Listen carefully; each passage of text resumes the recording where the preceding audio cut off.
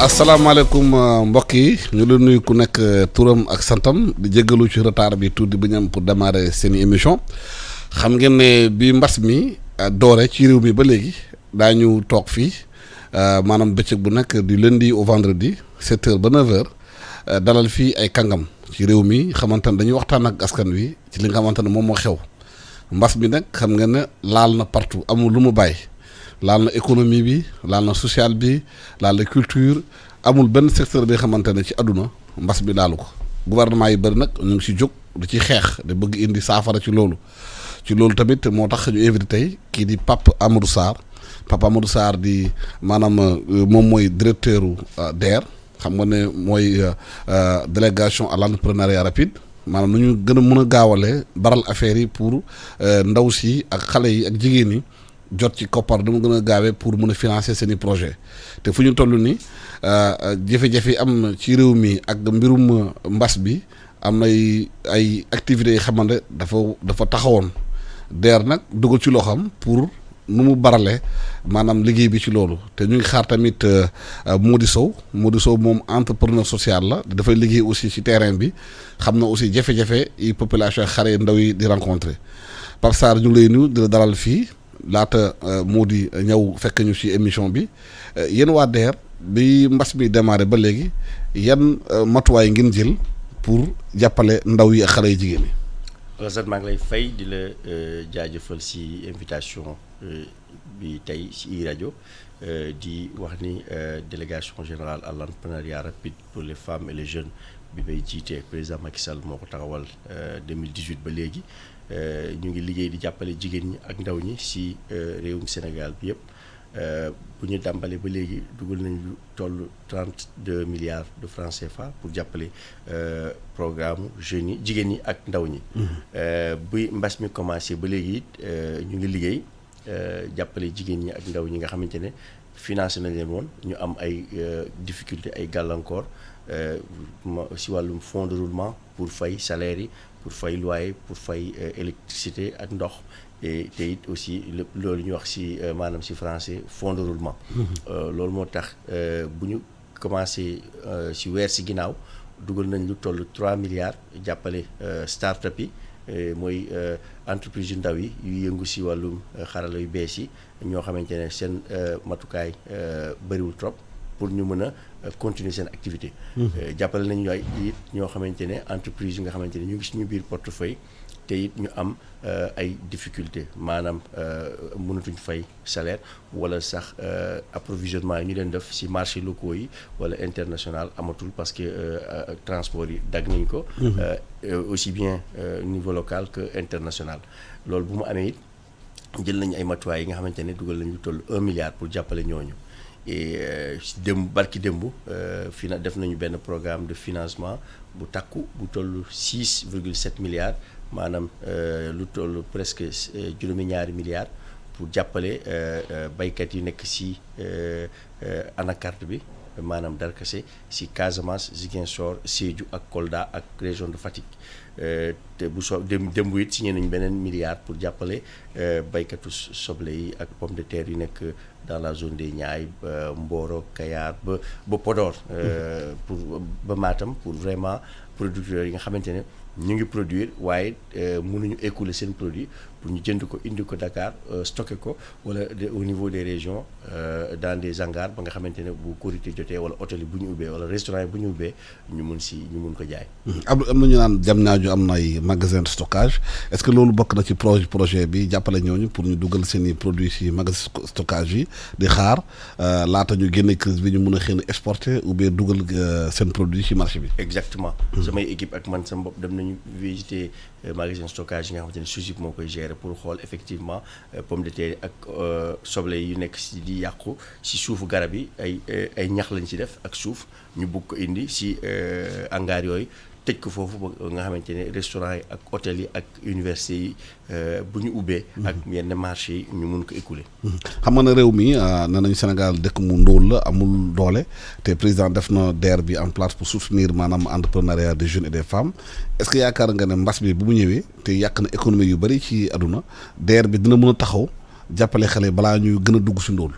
exactement ni nga ko waxee ñun suñu intervention dañ ko teg si ñetti fànn xam nga ni président teg na lu ñuy wax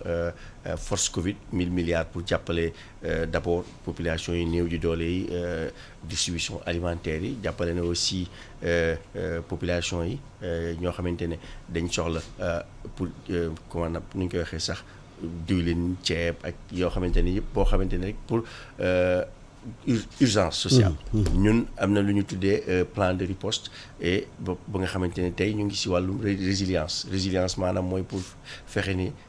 entreprise yi PME yi nga xamante ne ñu ngi doon jàppale ñu bañ a suux parce que am na ñu bëri ñoo xamante ne tey dañ taxaw amatuñu approvisionnement amatuñu marché liggéeyatuñu wala seen liggéey boo demee daal 100% yi wàññeeku na ba 40% week-end bi maa ngi doon xool ay yenn entreprise yu ñu jàppale woon ay tailleur ay salon de coiffure maquillage manicure pédicure ak yeneen ak restaurant yëpp ñu ngi financé dañ tëj def naa tour xool wala ay benn wala ñaar ngay fekk ñëw bi lu ñu lay wax mooy gis ñu client jaayatuñu liggéeyatuñu mënatuñu importer donc loolu tax ñu ne dañuy def mettre en place benn programme bi nga xamante ne résilience lañ ko tudd pré-Covid DER maanaam en temps normal dañ leen di lebal bu ñu la lebalee 1 million wala 5 millions wala 10 millions nga war ko fay en 2 ans 1 an wala 3 ans dañ ci yokk différé 6 mois. ba mbas mi wàññeeku loolu mooy benn ñaar jël nañ matuwaay yi nga xamante ne wax nañu banques yi ak institution de microfinance ñuy liggéeyal CMS ak PAMECAS pour ñu bañ a fayeeku nit ñi sur 3 mois loolu dina tax période bi mars avril ba mai ñu ngi ñaan yàlla jàngoro ji génn fi nit ñi reprendre seen travail ñu commencé fay. am na yenn activité sax ñoo xamante ni def aviculture wala embouche korité ak tabaski baa ngi ñëw pour yarkat ginaar yi ak xar yi dañuy fexe jox leen 6 mois pour ñu mën a liggéey jaay pour doog a rembourser loolu yëpp jël ay matuwaay yi nga xamante ne loolu lañu jël moo tudd résilience. après nag relance dina ñëw bu soobee yàlla yaakaar nañ fi ak fin du mois de mai ba juin liggéey bi dina tàmbalewaat. et comme ni nga ko waxee ñu ngi wut ay moyens yi nga xamante ne dina tax dinañ jàppale entreprise yi PME yi PMI yi ak secteur informel bi ñu mën a reprendre waat seen activité si ay conditions ay fànn yu wër. si 1000 milliards yi maanaam nguur gi décaissé pour jàppale sénégalais yi ci seen jafe-jafe entreprise yëpp est-ce que loolu DER am na ci li nga xamante ne renforcer nañ ko ci financement mi pour mun a gën a intervenir. fu mu nekk nii ñun DER 1000 milliards yi amaguñ ci. suñu financement yi bopp yoo xamante ne budget bu ñu amoon daaw ak daaw jëkk nit ñaa ngi commencé rembourser lu toll presque 6 milliards loolu lañ jël di si liggéey. ak lu ñuy wax ay effet de levier maanaam dañuy seet banque bu ñuy liggéeyal ma si profité di remercier suñu banque partenaires yi BNDE. banque agricole ex CNCA. Crédit Mutuel du Sénégal ak PAMECAS bu ñu tegee 1 milliard ñu teg 2 milliards loolu moo def bu ñu am presque 10 milliards yu ñuy financé tey mais ñu ngi yaakaar ni dinañ ci am wax naa si ak ministre de l'économie Amadou Hott ak Abdoulaye Daouda Diallo ministre des finances ñu ngi toog di xaar mais pour le moment ñun xaaruñu sax ñoom ñu jox ñu ak suñu propre moyen ak suñu propre partenaire ak lu ñu président sant ñu ngi liggéey di financer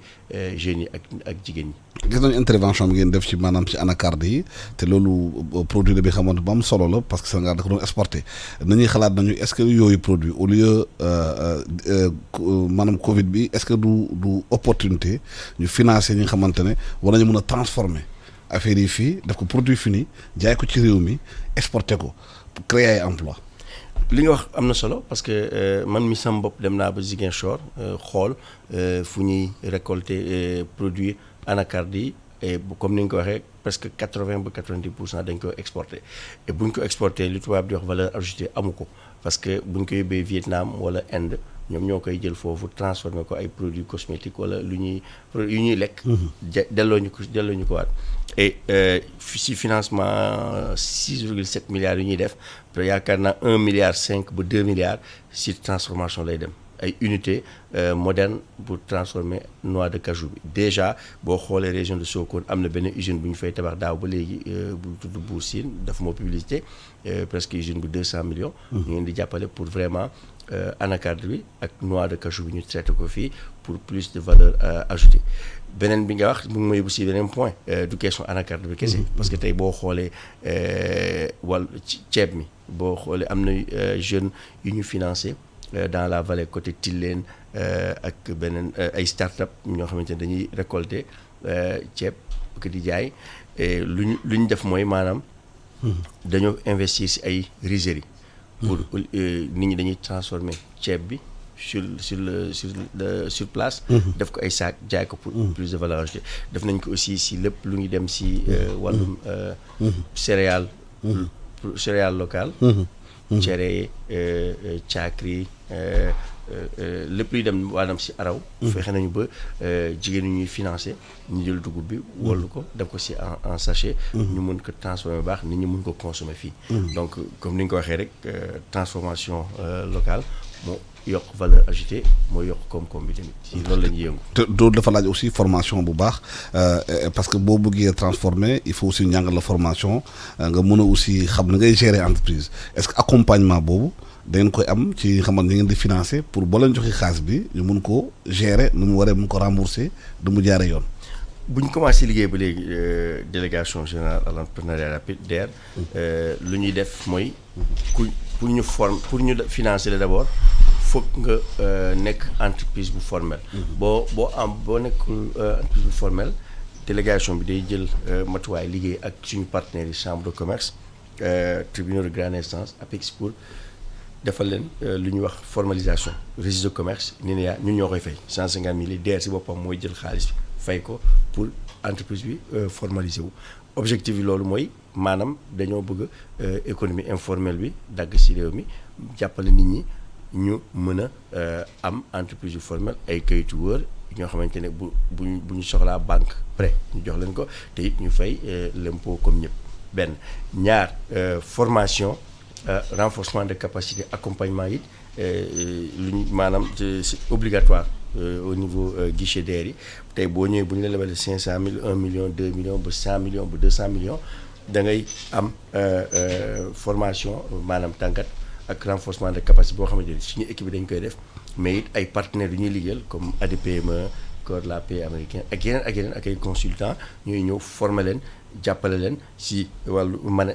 lépp luy dem si comptabilité gestion te it mais si lépp luy dem si transformation ni ñu ko doon waxee léegi produits locaux yi formation technique ak professionnelle. ak ay ingénieurs DER si région yi chef de service élevage yi ak yeneen waa développement communautaire dañuy ñëw jox la formation et puis ni ñu koy defee mooy foog nga am attestation pour nga libérer si deuxième tranche conditionnelle. bu ñu la joxee 5 millions 3 millions yi ñu def ko investissement ak fonds de roulement bi pour nga jot si. foog nga def formation ñu ni attestation ne kii formé nañ ko ñu doog a libérer financement bi. xam nga xale yu bari bëgg nañu liggéey te ñoom xëy na xamuñu mécanisme naka la ñu mën a contacter DER pour am droit financement est-ce que dafa am catégorie bi nga xamante ñoom la ngeen di financer ou bien sénégalais bu nekk bu ñu indi dossier am ngeen financer ko. alors bu ñu ko taxawalee dañ demande dafa bari donc ñu laaj njiiti réew mi pour ñu limiter population yi sama accès. ndaw yi la ñuy wax jeunes et les femmes donc pour góor ñi âge limite bi 40 ans la. pour jigéen ñi normalement sax 35 ans la si statistiques yu ANSD yi ak population Nations Unies mais expliqué nañu ne. conditions sociales yi am na xale yu bëri yu nekk si école yi si université yi pare guñ jàng wala ñu ngi seen kër waajur amuñu liggéey ñu dem ba 40 ans pour jigéen ñi nag amul limite d'âge parce que boo xoolee it plus de 60% lu ëpp 60% population bi si jigéen la presque mais tey it seen condition économique ak sociale toll na yu góor ñi. góor yi ñooy ëpp liggéey. que jigéen ñi donc loolu moo tax ñu ne aussi dañuy beral loxo jigéen ñi ñoom amuñu limite d'âge. pour conditions yi et pour am accès financement yi tamit yomb na. pour jigéen ñi. pour jigéen ñi ak même pour góor ñi. léegi Sénégal ñëpp xam nañ luy DER am nañ site web www.der.sn wala am nañu ay partenaires locaux si préfecture yi ak sous préfecture yi fépp foo dem nga am déposé dossier ñu indi la ko wala nga gars yi ñu ngi ñëw rànk suñu bureau tout le temps VDN pour déposer bu ñu commencé léegi am nañ lu toll 800 000 demandes te financé nañu presque 200 000 demandes si lu toll 35 milliards. xam nga jigéen ñi ñoom ñooy frange bi nga xamante ne comme ni ko waxee ñoo ëpp ci population ñoo gën a néew ci doole léegi jigéen ñi amul limite d'âge maire bi nga xamante ne mu ngi jaay xëy na gerte caaf ci koñ bi ubbi di jaay cere ngoon pour dundal njaboot ubbi di fondé bu bëggee am accès des financement yan matuwaay la bu fekkee jàngul. moom la ñuy wax autonomisation économique des femmes et des jeunes boo xoolee 70% suñu bénéficiaires yi pour genre population yooyu la ñu jànguñu dañuy ñëw taxaw dem benn exemple concret boo demee tey Pikine Thiaroye marché central au poisson jigéen ñu fa nekk ñëpp dugal nañu fa ci 50 millions pareil marché bu Touba marché au poisson marché Ocass ñoo xamante ne jànguñu dañu soxla 100 000 50 000 comme ni nga ko waxee ñuy jaaykatu gerte caaf jaaykatu cere et cetera jaaykatu ripaas yi au marché central marché Ocass bu Touba ba 200 000 ba 500 000 loolu la ñuy wax autonomisation économique des femmes et des jeunes benn formulaire lañ lay remplir ak sa photo suñu équipe sax ñooy ñëw ak seen i tablette jël information yi enregistré la su wolof pël bambara nga remplir ñu traité ko en moins de 2 mois en moins d'une semaine. nga jot sa financement nga liggéey loolu la ñuy wax autonomisation économique des femmes et des jeunes kenn du laaj garantie kenn du laaj kayitu kër kenn du laaj leneen carte la ñuy laaj ak certificat de résidence te mairie bi ngay dem ñu bind la jox la ko te it boo commencé liggéey nga remboursé ñu renouveler ko ba augmenté ko ku remboursé woon nag ñu booleel ak yoon. waaw Modou Sow ñu ngi lay nuyu yaa ngi ñu fekk ci studio bi. ci waxtaan lañ la waxtaan ci mbirum financement naka la ñu mën a financer pour xeex maanaam ndóol beeg pauvreté bi gis nañu DER dugal nañ seen loxo ci financement yi ci xale yi ndaw ak yooyu yow en tant qu'entrepreneur social lan lañ matuwaay lañ war a mën a jël ndax mbas bi am pour mën a xeex ndóol mi ci genre DER lu muy def. waaw jërëjëf Alassane maa ngi leen di nuyu Pape Mamadou. di jéggalu aussi ci tardement bi vraiment du sama habitude ñi ma xam ñëpp xam na ne du ma nit kuy faral di tardé ay rendez-vous mais defe naa ne di ngeen ma jéggal. Bon dégg naa sa intervention depuis bi ma commencé d'abord maa ngi am mbégte ñu xamante parce que li ngay def intéressé nañu trop ndax man DER biñ ko créé sama première réflexion mooy. Président Macky Sall teg na fi benn outil pour promouvoir économie sociale solidaire je pense que loolu yéen na ko war a jouer assumer leadership bi te su boobaa suñu àndeek yéen ñu leen di xelal par rapport ak suñu connaissance su terrain par rapport ak suñu expérience bi ñu am bon je pense que dinañu am ay résultats de développement yu wóor ci li nga jot a wax nii man gis naa activités yi ngeen di def mais si sama gis-gis ak connaissance bi mu am ci terrain bi su ngeen amoon plus une approche chaîne de valeur ajoutée dama ci yokk ajouté bi parce que débat bi ñu am fii ci chaîne de valeur ak ni ko nit ñi di comprendre bokkul parce que suñu wax chaîne de valeur dañoo war a fexe que plus-value locale bi des foofu mu créer ay emploi am ay impact positif mais pas continuer de def ay approche filière parce que soo amee approche filière producteur bi ci boppam ba nga xam ne moom moo war a yore volant bi moom moo war a def conduire processus bi kooku su si gisul boppam yeneen maillon yëpp dañuy daal di naxasaay comme ni koy wolof yi di wax et je pense que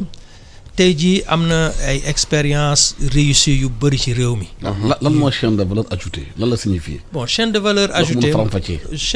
ajoutée mooy soo jëlee par exemple nga jël benn culture par exemple ñu jël gerte bi. exemple concret. chaîne de valeur ajoutée bi mooy ci maillon bu nekk lépp lu fay génn day fekk producteur bi gis ci boppam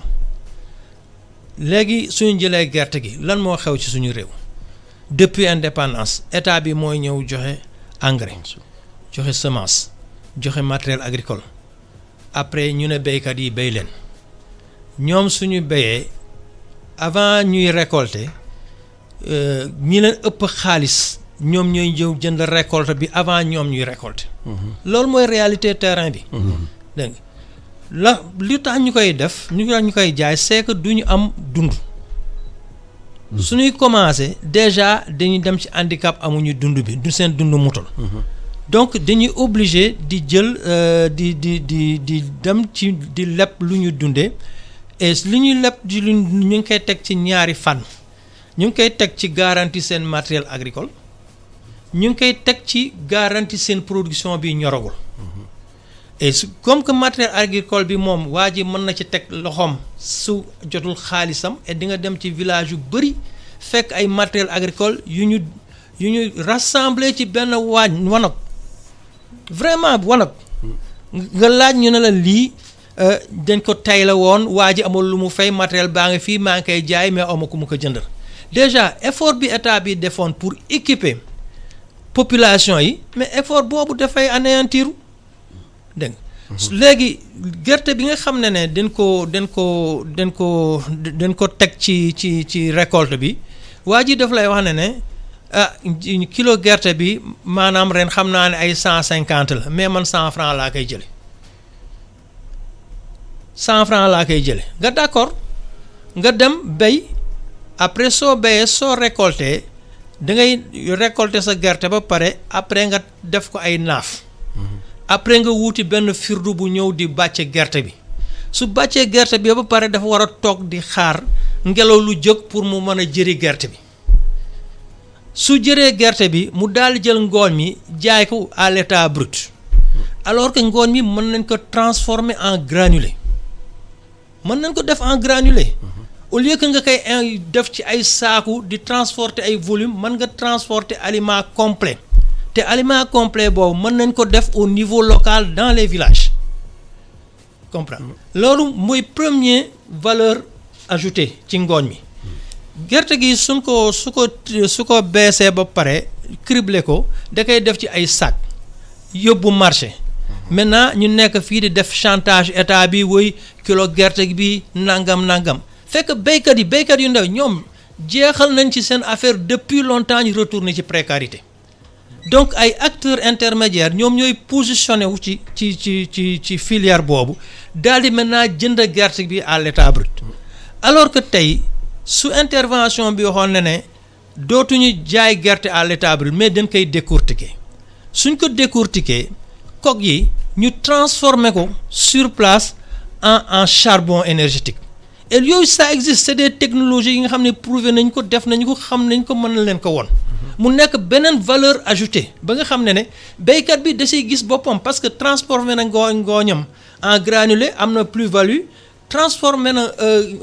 gerte bi coque bi en charbon am na plus-value maintenant ñu décortiquer gerte gi ñu décortiquer ñu mobiliser les femmes du village ñu trier ko griller ko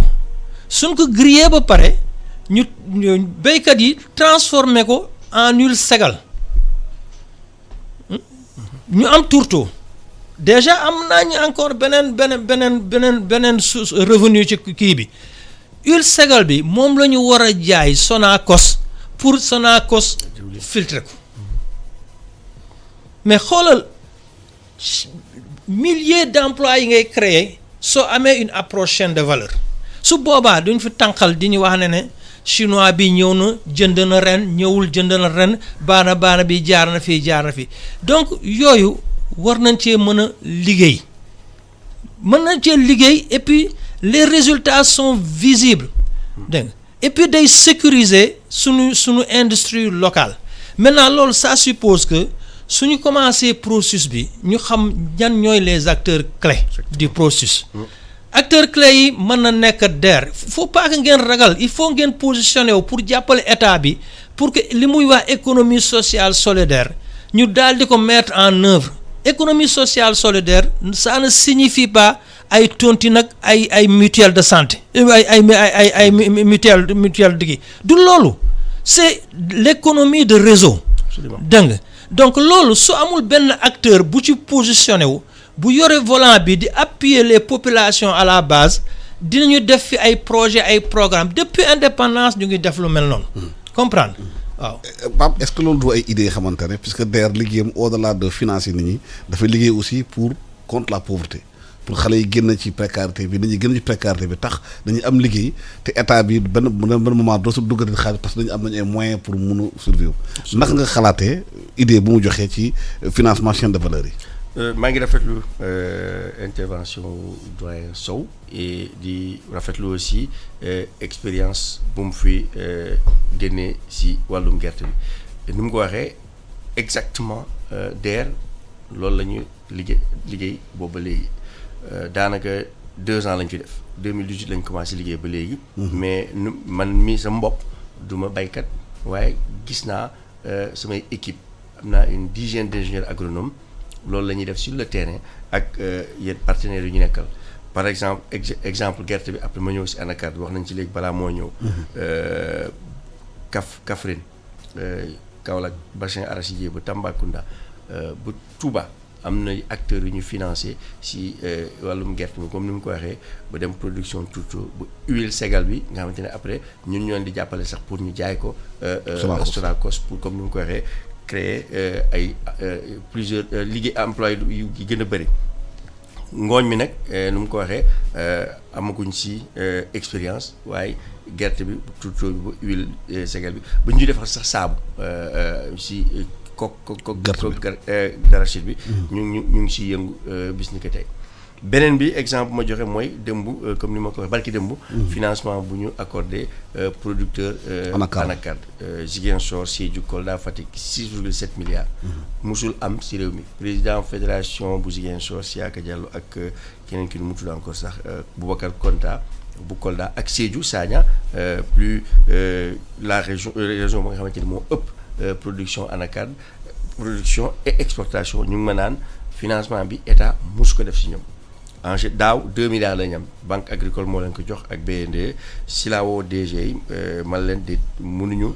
nekk fii chaque année ñu ne Indien yi ak Mauritaniens yi ak Vietnamiens yi jënd nañu anacarde bi pour 300 francs 200 francs le kilo fu alors mën a nekk ba 500 francs pour exporter ko nañ mettre en place fonds de commercialisation mais en plus fonds de transformation parce que bu ñu xoolee man mi sama bopp dem naa Ziguinchor dem naa Sédhiou si Mbante Balan dem naa ba Kolda si zone de production yi ak côté au niveau du port de Ziguinchor ak Kolda si marché bi am na ñoo xamante ne am nañu ay matériel de transformation ñu jënd indi Vietnam ñun sax jox leen finance ñu jënd ko pour maanaam anacarde bu ñëwee ñu traité ko coque bi comme doyen Sow nu mu ko doon waxee ñu koy def pour énergie. Et puis aussi nu ñu koy dëbbee am na yeneen produits yu dérivés yu ñu ciy créé jus kii bi noix de cajou bi it ni ñu koy traité tey foofu Casamance am na entreprise yu ñuy financé dañu koy def jus ak ay produits cosmétiques sur place. ñu koy circuler foofu et puis muy dem Guinée-Bissau bu ñu defee loolu lu toll 1,7 milliard ba 2 milliards ci transformation locale maanaam lu mu doon wax chaîne de valeur ajoutée. pour nga xamante ne dérivés yi ci nekk yëpp ñu mun ko utiliser mu njëriñ producteurs yi am na lu mu wax lu am solo aussi parce que man bu ma toogee ba wax ak ñoom man économiste développement la ma ne ko tey bu ñu ñëwee tey jënd kilo bi anacarde bi tey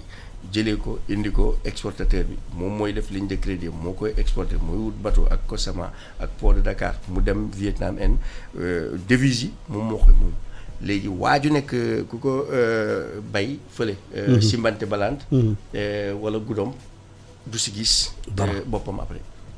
man leen léegi dañuy renverser si financement yi man producteur bi laa njëkk a financé après producteur bi il sera indépendant de l'exportateur parce que tey exportateur bi moo doon indi xaalis dañ koy jox 400 millions wala 500 millions mooy ñëw yow collecteur nga mu jox la 150 millions ne jëndal ma tant de tonnes mu dem seeti producteur bi mu impose ko prix bu ko jaayul day yàqu foofu. wala comme ni mu ko doon waxee bu ñu fa demee yàggul dañu ne fa la ñuy fayee seen jàng doom. fa la ñuy jàppale seen waa kër lu ñuy lekk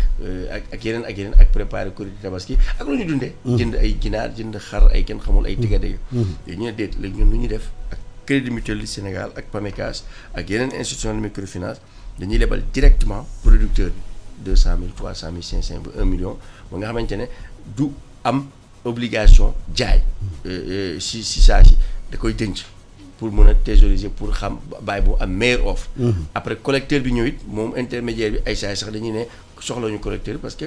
exportateur mën na dem directement si producteur bi mu jaay ko wala mu jàppale ko mu transformer ko indil ko matériel pour mën a exporter produit fini loolu moo ñu gënal. Mais malheureusement boo xoolee comme gerte bi une bonne partie dañ koy exporter Inde. Chine Vietnam et puis mu ñëwaat au Sénégal de produits transformés. wax naa exemple usine bu ñuy financer actuellement à Sokone pour Sine presque 200 millions ak partie ak financement pour traiter noix d'anacarde bi fii Sénégal ba am valeur ajoutée et yeneen produit yu bëri ñu ngi koy def ceeb bi wax naa ko fële côté Richard Toll ci leen tomate yi lait bi ñu ngi liggéey ak laiterie du berger bu Bagoore Bathily lu financement bu tàkk bu toll parce que facture importation bi nan dana ba 60 milliards par an. Exactement. Le Sénégal di importer ci meew am nañu ay nag am na lu bëri lan la ñu war a defar ci zone boobu pour créer usine xamante ne meew bi fii lañ koy defaree fi ñu koy commercialiser fii lay génnee. si suñu ressource bopp ba déjà avant benn programme bees bu ñuy taxawal jàppale nañu laiterie du berger pour berger yu nekk autour de Richard Toll lu ñu def mooy maanaam dañuy wut ay nag métissé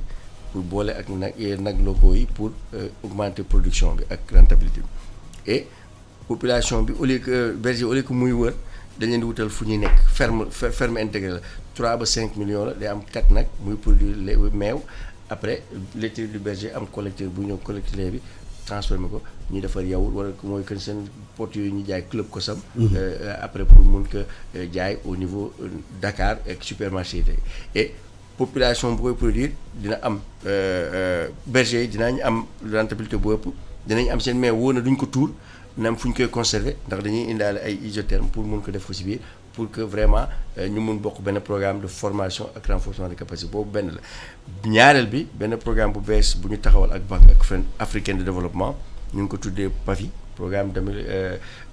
pour la valorisation des initiatives entrepreneuriales jigéen ñi ak ndaw ñuy liggéey si wàllum transformation de produits agricoles. Président Banque africaine de développement moom si boppam ñëw na fi économiste agricole la il a nekkoon na ministre de l'agriculture bu Nigéria et bu mu nekkee ministre la ñu bàyyi defoon mburu ak farine de blé farine dugub ak iñaam la ñu koy defaree foofu léegi Nigéria et moom moo defoon processus boobu et puis bu ma discuter ak moom et puis concept bu muy wax agriculture da ngay bay du génn réew mi ba nga xamante ne la bay dundee. exactement bay dundee loolu la ñu bëgg a def au niveau du Sénégal pour jàppale ay jeunes aussi dans toutes les régions ay fermes jeunes agriculteurs émergents nga xamante ne dañu lay jox 50 millions nga am sa matériel sa tracteur sa équipement nga liggéey à côté am na ñu lay transformer mooy beneen ferme bu gën a ngand mooy ferme Sénégal émergent nga xam ne ñoo lay defal système de goutte à goutte irrigation bu nga xam ne da ngay produire mais transformer sur place doog a mën a exporter produit fini programme yoo xam ne ñu ngi taxaw à partir du mois de juin ñu ngi siy liggéey et comme ni mu ko waxee it toute la chaîne lañ topp emballage maanaam tey ñaari entreprise dafa emballage Roufsac ak beneen bi fàtt naa turam rek ñoo fi nekk donc du coup ñu ngi investir ak ay entreprise ak ay jeunes pour que emballage plastique papier pour respecter environnement yi ñu def ko fii sur place étiquettes yi am na ay par exemple benn exemple concret benn entrepreneuse bu tudd Mariama Silla bu nekk Salémata Kédougou dem naa ba xool fu muy produire huile de karité ak huile de baobab condition yu ngi koy importer yu ngi koy jëlee si àll bi ñëw transformer ko ba pare indi ko Mbour ba Dakar bu exporter ko France c'est produit bi duñ ko fi jaay sax dañ koy exporter directement bouteilles yi ak couvercle bi sax lu koy tëjee defaruñu ko fi dañ koy importer bouteille en verre donc dinaa ko non c'est pas possible duñu jox 180 millions nga ba pare xaalis bi yëpp nga jël ko jënd ay importer ay bouteilles Chine ay kay Maroc fii boo ko exporter donc on est en train de travailler pour mettre en place usine boo xam ne day defar emballage en plastique en verre en papier pour accompagner producteurs locaux yi sur le conditionnement. loolu c'est important ñu dem léegi Kolda jël suñu casque fekk fi suñu correspondant bi Seydou Diatta Seydou Diatta ñu ngi lay nuyu. Assane maa ngi lay fay. waaw seen jotaay ñu tamit ñaari invité yi nga am ni Mody Sow ak co-débatteur am bi. waaw ñu ngi waxtaan ci mbirum financement surtout pour DER nu mu liggéey ci terrain bi ak surtout liggéey pour xeex maanaam ndóol bi ci xale yi projet yu ñu am foofu est-ce que xale yi foofu am nañuy projet xamante ne dañ koy liggéey di ko transformer sur place. waaw jërëjëf Assane xam nga pour xeex loolu nag faw nit ki sóobu ci li nga xamante ne moom la xale yi di faral di jàpp am ci lu ñuy yëngatu malheureusement côté boobu nag xam naa dafa am articulation maanaam harmonisation entre li fi am ci wàllu opportunité maanaam en relation ak potentialité locale yi ak formation bu ñuy proposer généralement xale yi. mu nekk li nga xamante ne boo xoolee le plus souvent donte formation dafay am mais du am impact parce que imaginez nit ku nekk Médina Yoro Foulah nga xamante ne zone agro-silvopastorale kooku boo ko formé ci wàllu carrelage nga bëgg mu évoluer dans la zone xëy na balaa mu koy njëriñoo sax dina am problème wala nga formé ko ci pavage te muy évoluer dans la zone xam nga boobu dina am problème wala ak yeneen moo tax jeunes yu bëri tey commencé nañu di sakku ne ñoom gaa formation bi ñàkkul. te en plus formation yooyu mooy créer condition d'employabilité waaye nag bu ñuy jëlee filières yi nga xamante ne côté bi méngawul ak opportunité ak potentialité am ci gox bi souvent dafay nekk un coup d'épée dans l'eau te du feeñ ci askan wi ba tax na ndóol bi dafay gën a bëri te ndóol bi bu ñu ko waxee ci région Kolda il suffit nga xool rek bourse de sécurité familiale boobu doy na comme exemple pour avoir une idée ndaxte bourse bi boo xoolee tey ñu ngi ci 4e génération bi te Kolda fu mu toll nii ñu ngi ci 30,119 ménages bénéficiaires yoo xamante ne ñu ngi koy am te département Kolda kese ñoom ñu ngi am 10,231 ménages boo jëlee département Vélingara ñu ngi ci 13,231 ménages te Médina Yoro Foulah nekk ci 6,142 te ñooñu yëpp boo xoolee lu ñuy partagé par trimestre ça te revient à 752,975 francs soit 3 milliards de francs par an loolu la ñuy région bi di engloutir mais 3 milliards de francs par an boobu ba tax na ñu bëri taxaw na ñu ne am na ñoo xamante ne bourse bi amaana baax na waaye kuñ mu fekk ci néegu ñax ba léegi ci néegu ñax boobu nga nekk est-ce que jotul sax pour ñu xool nan la ñuy investir xaalis boobu facteur boobu en termes de développement durable en termes emploi des jeunes te boo calculer tamit lu DER bi tamit ñëw dugal ci région bi daanaka région bi dafa engloutir ay milliards mais presque du feeñ sur le terrain du feeñ ci wàllu xeex ndóol mi du feeñ tamit ci wàllu en termes d'emploi des jeunes quelques startups yi nga xamante ne ñu ngi fii dañuy góorgóorlu de façon individuelle ou bien grâce ci aide des comment dirais-je des ONG yi nga xamante ne ñu ngi fi bëri la preuve tamit beneen baromètre ngox Kolda bokk na ci région yi gën a bëri les ONG mais pauvreté bi tamit fii la fekkee baax ba léegi ñàkk xëy ndaw yi tamit fii la fekkee baax ba léegi alors que nu mu tuddati mënoon nañ xëy na peut-être profiter des opportunités ak potentialités locales yi fi nekk comme ça ñu orienter formation des jeunes yi par rapport à ces opportunités à saisir boo xoolee tey tamit am na ñu xamante ne récemment commencé nañu di orienter vers le bassin de l'Anambé depuis l'avènement de l'ex-directeur le professeur Moussa Baldé qui a essayé de convertir même des étudiants, même des immigrants de retour dans l'agriculture et on voit qu'à ce niveau ça marche mais problème bi xëy na accompagnement bi moo xaw a des côté yooyu ba tey. ñu ngi lay gërëm di la sant Mody Sow déglu nga jeune Kolda yi ou bien yeneen régions yi Kolda te ñu ko doon wax ci l'une des régions les plus pauvres du Sénégal waaye xale yi dañu yaakaar ne xëy na formation bi ñu fa war a def dafa am adapté ak réalité localité yi comme ça bu leen formé bu ñu génnee ñu mën a liggéey di xamante ne potentialité yi fa la amee parce que am na benn tribune mi nga xamante ne ay sénégalais ki génnee ay kàngam ñoom Khadim Bamba Diagne docteur Khadim Ngom nekk France nee nañu il faut ñu xoolaat crise bi ñu nekkee crise bi bu ñu continuer di tëj nit ñi di confiner nit ñi bàyyi ñu économie dox bu moytuwulee mun na am xëy na crise économique bi gën a am impact que crise sanitaire bi. bon Alassane je pense que li nga wax de dégg naa ko mais Kolda man dem ko xam. parce que def naa 20 ans ci région bi dirigé naa fa ay projet ak programme de développement avant boobu. dirigé naa projet économie sociale solidaire bi jëkk ci Sénégal te Gaynde Fatma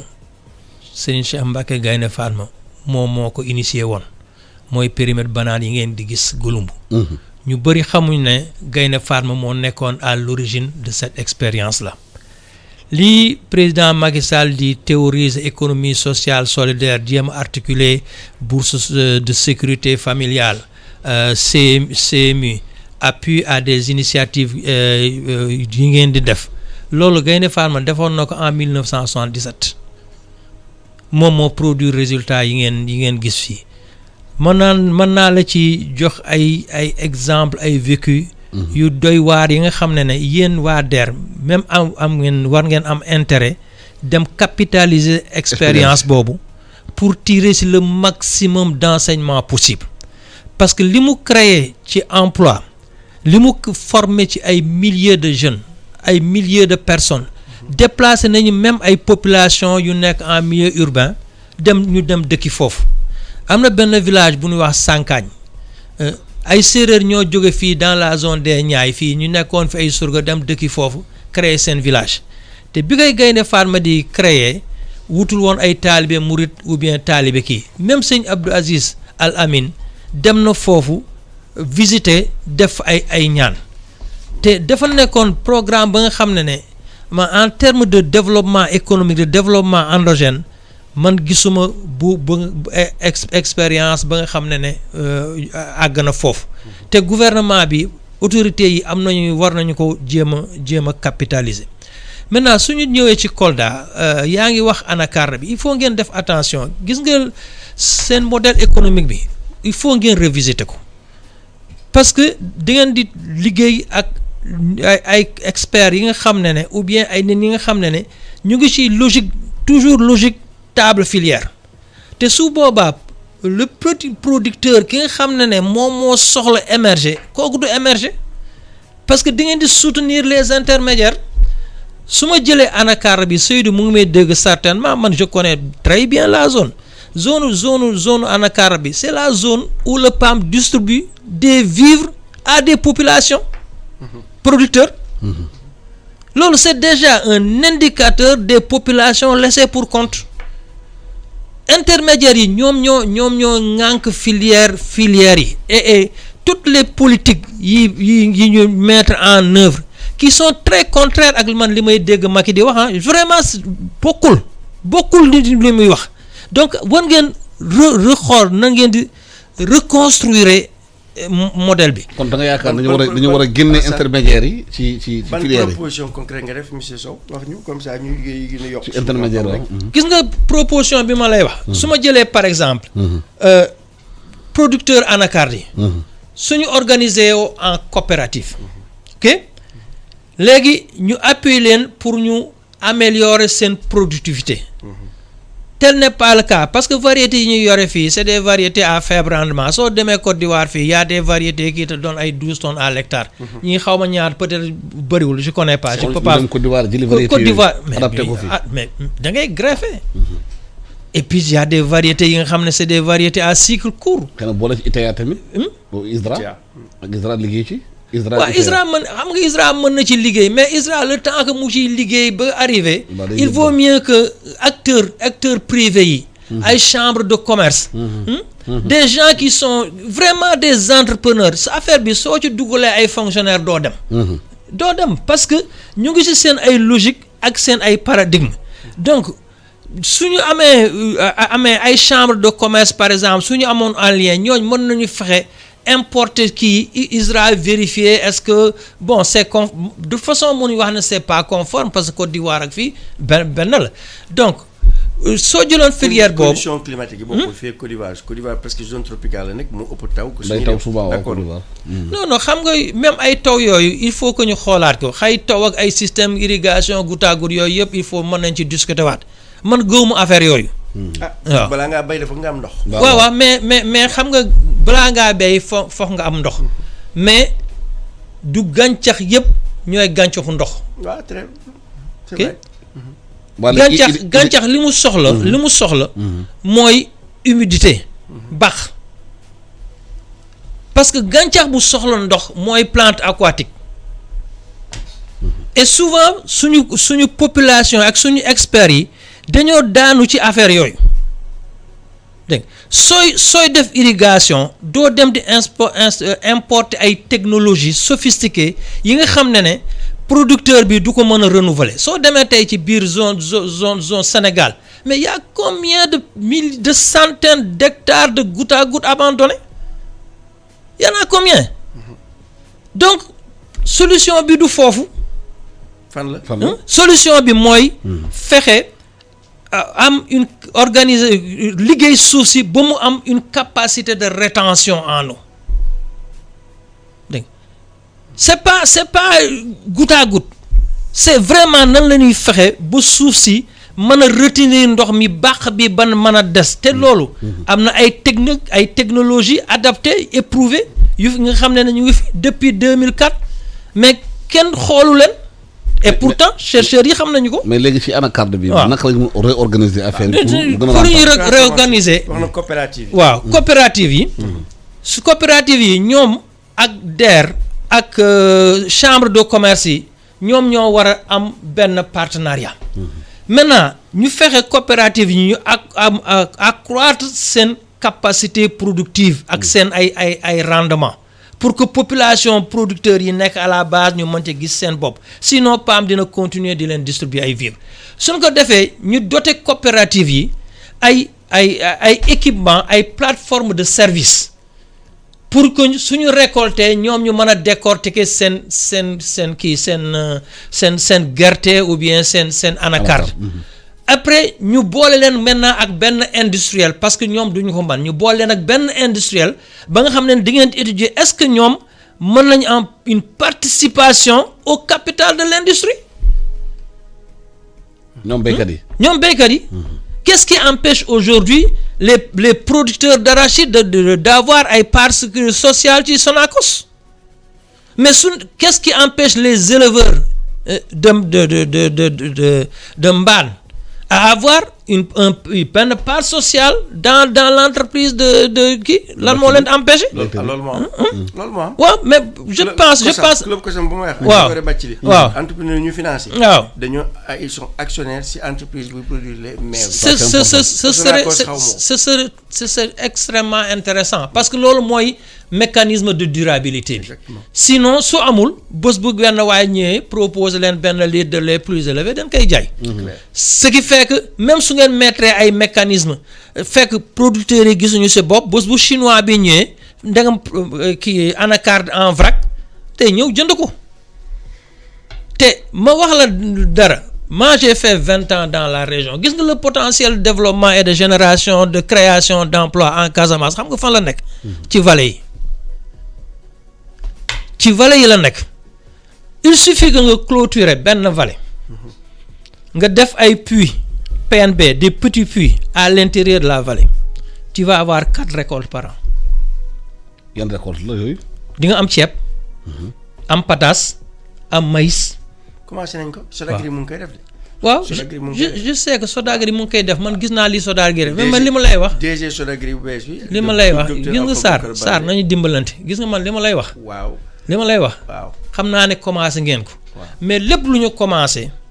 premier pas la dañ koy encourager. je suis d'accord améliorer ko. dégg nga man du ma nekk ci ay logique gu critique Casamance. sëñ bi doguma dafa bu ñu commencé ba léegi. waaw lii la ñu war a def lii la ñu def defuñu ko état bi defu ko man 2 ans laa def DER. li ngay wax yëpp. waxumal def nañ ñëpp de. waaye yéen a ngi si yoon bi. non je sais. donc je sais loolu tam ma ne la. 77 juddoogu moon. waaw 77 juddoogu moon. te man mii def naa ba Sankaañ def naa 18 ans Tambacounda. échangement xam naa champ de banane yi. échangement d'idées man mii maa ngi financé lu tollu 15 hectares tey si Gouloumbou ñuy def ay banane ay culture améliorée. waaw ak yeneen dinaa si ñëw. waaw xam nga loolu. d'accord naa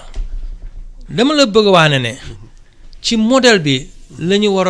a waxtaan travailler seet nan la ñuy fexe ba moteur bi nekk un modèle innovant. Exactement. Attractif. Générateur de richesse. ak une durabilité. 100% d'accord. comprendre loolu. 100%. ak yan synergie la ñu war a développer ak les institutions de formation les écoles de formation su ma jëlee par exemple benn forage par exemple ñu def foofu organiser benn coopérative autour du forage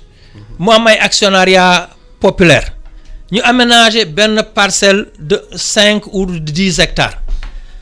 parcelle boobu day nekk une parcelle d'école et de formation des producteurs mu nekk aussi une soupape de sécurité de la coopérative autour de cette parcelle là mën nañu développer ay plusieurs centaines de parcelles individuelles yi nga xam ne membre coopérative bi ñoom ñooy ñëw béy foofu ce qui fait que volume de production bi ngay am dans la zone dina mën a nekk un volume intéressant pour que mu mën a permettre ngay investir ay unités ay plateformes de services ak les sociétés coopératives te su boobaa au niveau de ces unités de production de forage mën nga fa installer un technicien supérieur en horticulture mu dëkk foofu bénéficier di assurer la formation ñu lever ay fonds ak 3FPT pendant une période bien déterminée mu toog foofu di assurer formation population di accroître seen niveau de performance temps bi ngeen di perdre ak ressources yi ngeen di def pour def ay formation en gestion à des producteurs nga xam ne loolu seen métier suñu nemee adhéré ci centre de ci kii yi ci centre de gestion agréé yi ñooñu mën nañ leen assurer seen formation yéen ngeen ñëw ak seen start-up yi ngeen créer pour gën a renforcer modèle yooyu. Pape oui. waaw kii de xaw ma expérience am waaye de am na expérience bu riche. waaw waaye dinaa la xam naa war nga xam Moussa Bal le ministre de l'agriculture. war nga ko seeti nga waxtaan ak moom mun nga sax nekk conseil technique am parce que man damay wax fait man année 80 laa judd sëñ bi. bu ma dalee liggéey ba léegi dem naa jàngi France États-Unis ñibbisi naa Sodefitex laa yaroo. Bachir Diop Bamtaare gis naa lu ñuy def agriculture état Sénégal lu mu dugal si financement ceeb mi anacarde bi Macky Sall laa bëgg a wax ak yeneen ak yeneen. kenn dugalu ko fi bu mu ñëwee ak léegi ñun DER ñun kese dugal nañu lu toll 18 milliards si wàllum agriculture ak transformation de produits agricoles ak produits halieutiques en 2 ans et yu ngay wax yëpp man du ma ingénieur agronome économie de développement la am naa 10 ingénieurs agronomes yu ñu formé fii Bambey Montpellier ak Maroc kenn si mujj mooy docteur Alpha Bokar Balde moom le président nommé DG Sodagri waa Soutouré la man mii sama bopp dem naa këram fanaan naa fa Vilsina Valette Lanambe ni nga ko waxee dugal nañu fa ren 2 milliards ak SEDAP pour semence intrant pour jàppale béykat ceeb bi deux saisons ay liggéey la ñu ngi koy def si vallée bi aussi au niveau de fu ñu ko waxee côté Mbane Richard Toll loolu bu weesoo man je veux bien que ñu ne lii la defuñu mais 1977 comme ni nga ko waxee ba léegi gars yi di Fatma ba tey ba man Pape Sarr ak yow amul évolution donc lan moo doxul lan moo tax ba nit ñi defuñu ko munu ma ne ministre agriculture wala ministre industrie yi fi nekkoon yëpp amuñu xam-xam wala expert amuñu xam-xam moom mënuñu def tabula rasa lépp lu fi am na lu baax am na lu baaxul il faut que ñu xam ne aussi on est un pays sous-développé amuñu yenn moyens yoo xam ne yenn pays am ko mënuñu comparer Sénégal ak Côte d'Ivoire Sénégal PIB Côte d'Ivoire mot na PIB Sénégal 2 population Côte d'Ivoire ëpp na population Sénégal 2 pluviométrie bu am Côte d'Ivoire amu fi anacarde bi barki dem ñu ngi siy wax financé nañ non seulement renouvellement comme nu nga ko waxee matériaux bi pour permettre augmenter rendement arbre yi parce que ni nga ko waxee rendement à l'hectare fii si 6-7 alors que dans d'autres pays mu ngi 12 ba 15 donc comment def pour ñu ji ay garab yu bees comme ñu ngi koy def si mango bi. mën nañu greffer ko waaw. ñu greffer pour mu am rendement. bu ëpp waaw. par exemple cas mango bi ñu ngi financé côté Casamance Bignona ay nit pour ñu jëmbat ay mango yu bees yu nga xamante ne pour yokk. amélioration production mango production type yu xam ne pays importateurs yi soxla. ak transformation mango am nañu ay unités modernes. transformation mango yi ñuy def au niveau de Bignona pour def jus de mango mais aussi mangue séché ak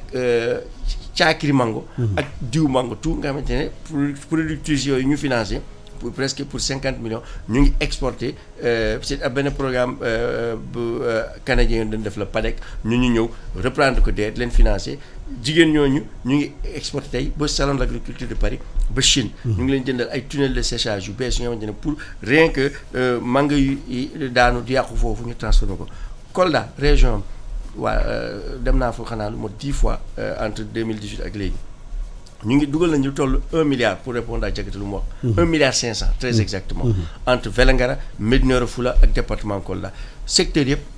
Sow am na benn xale bu góor bu ñuy jënd presque 40 millions koyaale mu ngi produire lait mu ngi employé presque 50 personnes sur dans le département commune de Kolda am na ñeneen ñu financé boulangerie am na ñeneen ñu financé transformation de produits locaux au niveau de Kolda nga xamante ne diwtiir bi ak yeneen pour non seulement consommation locale mais exportation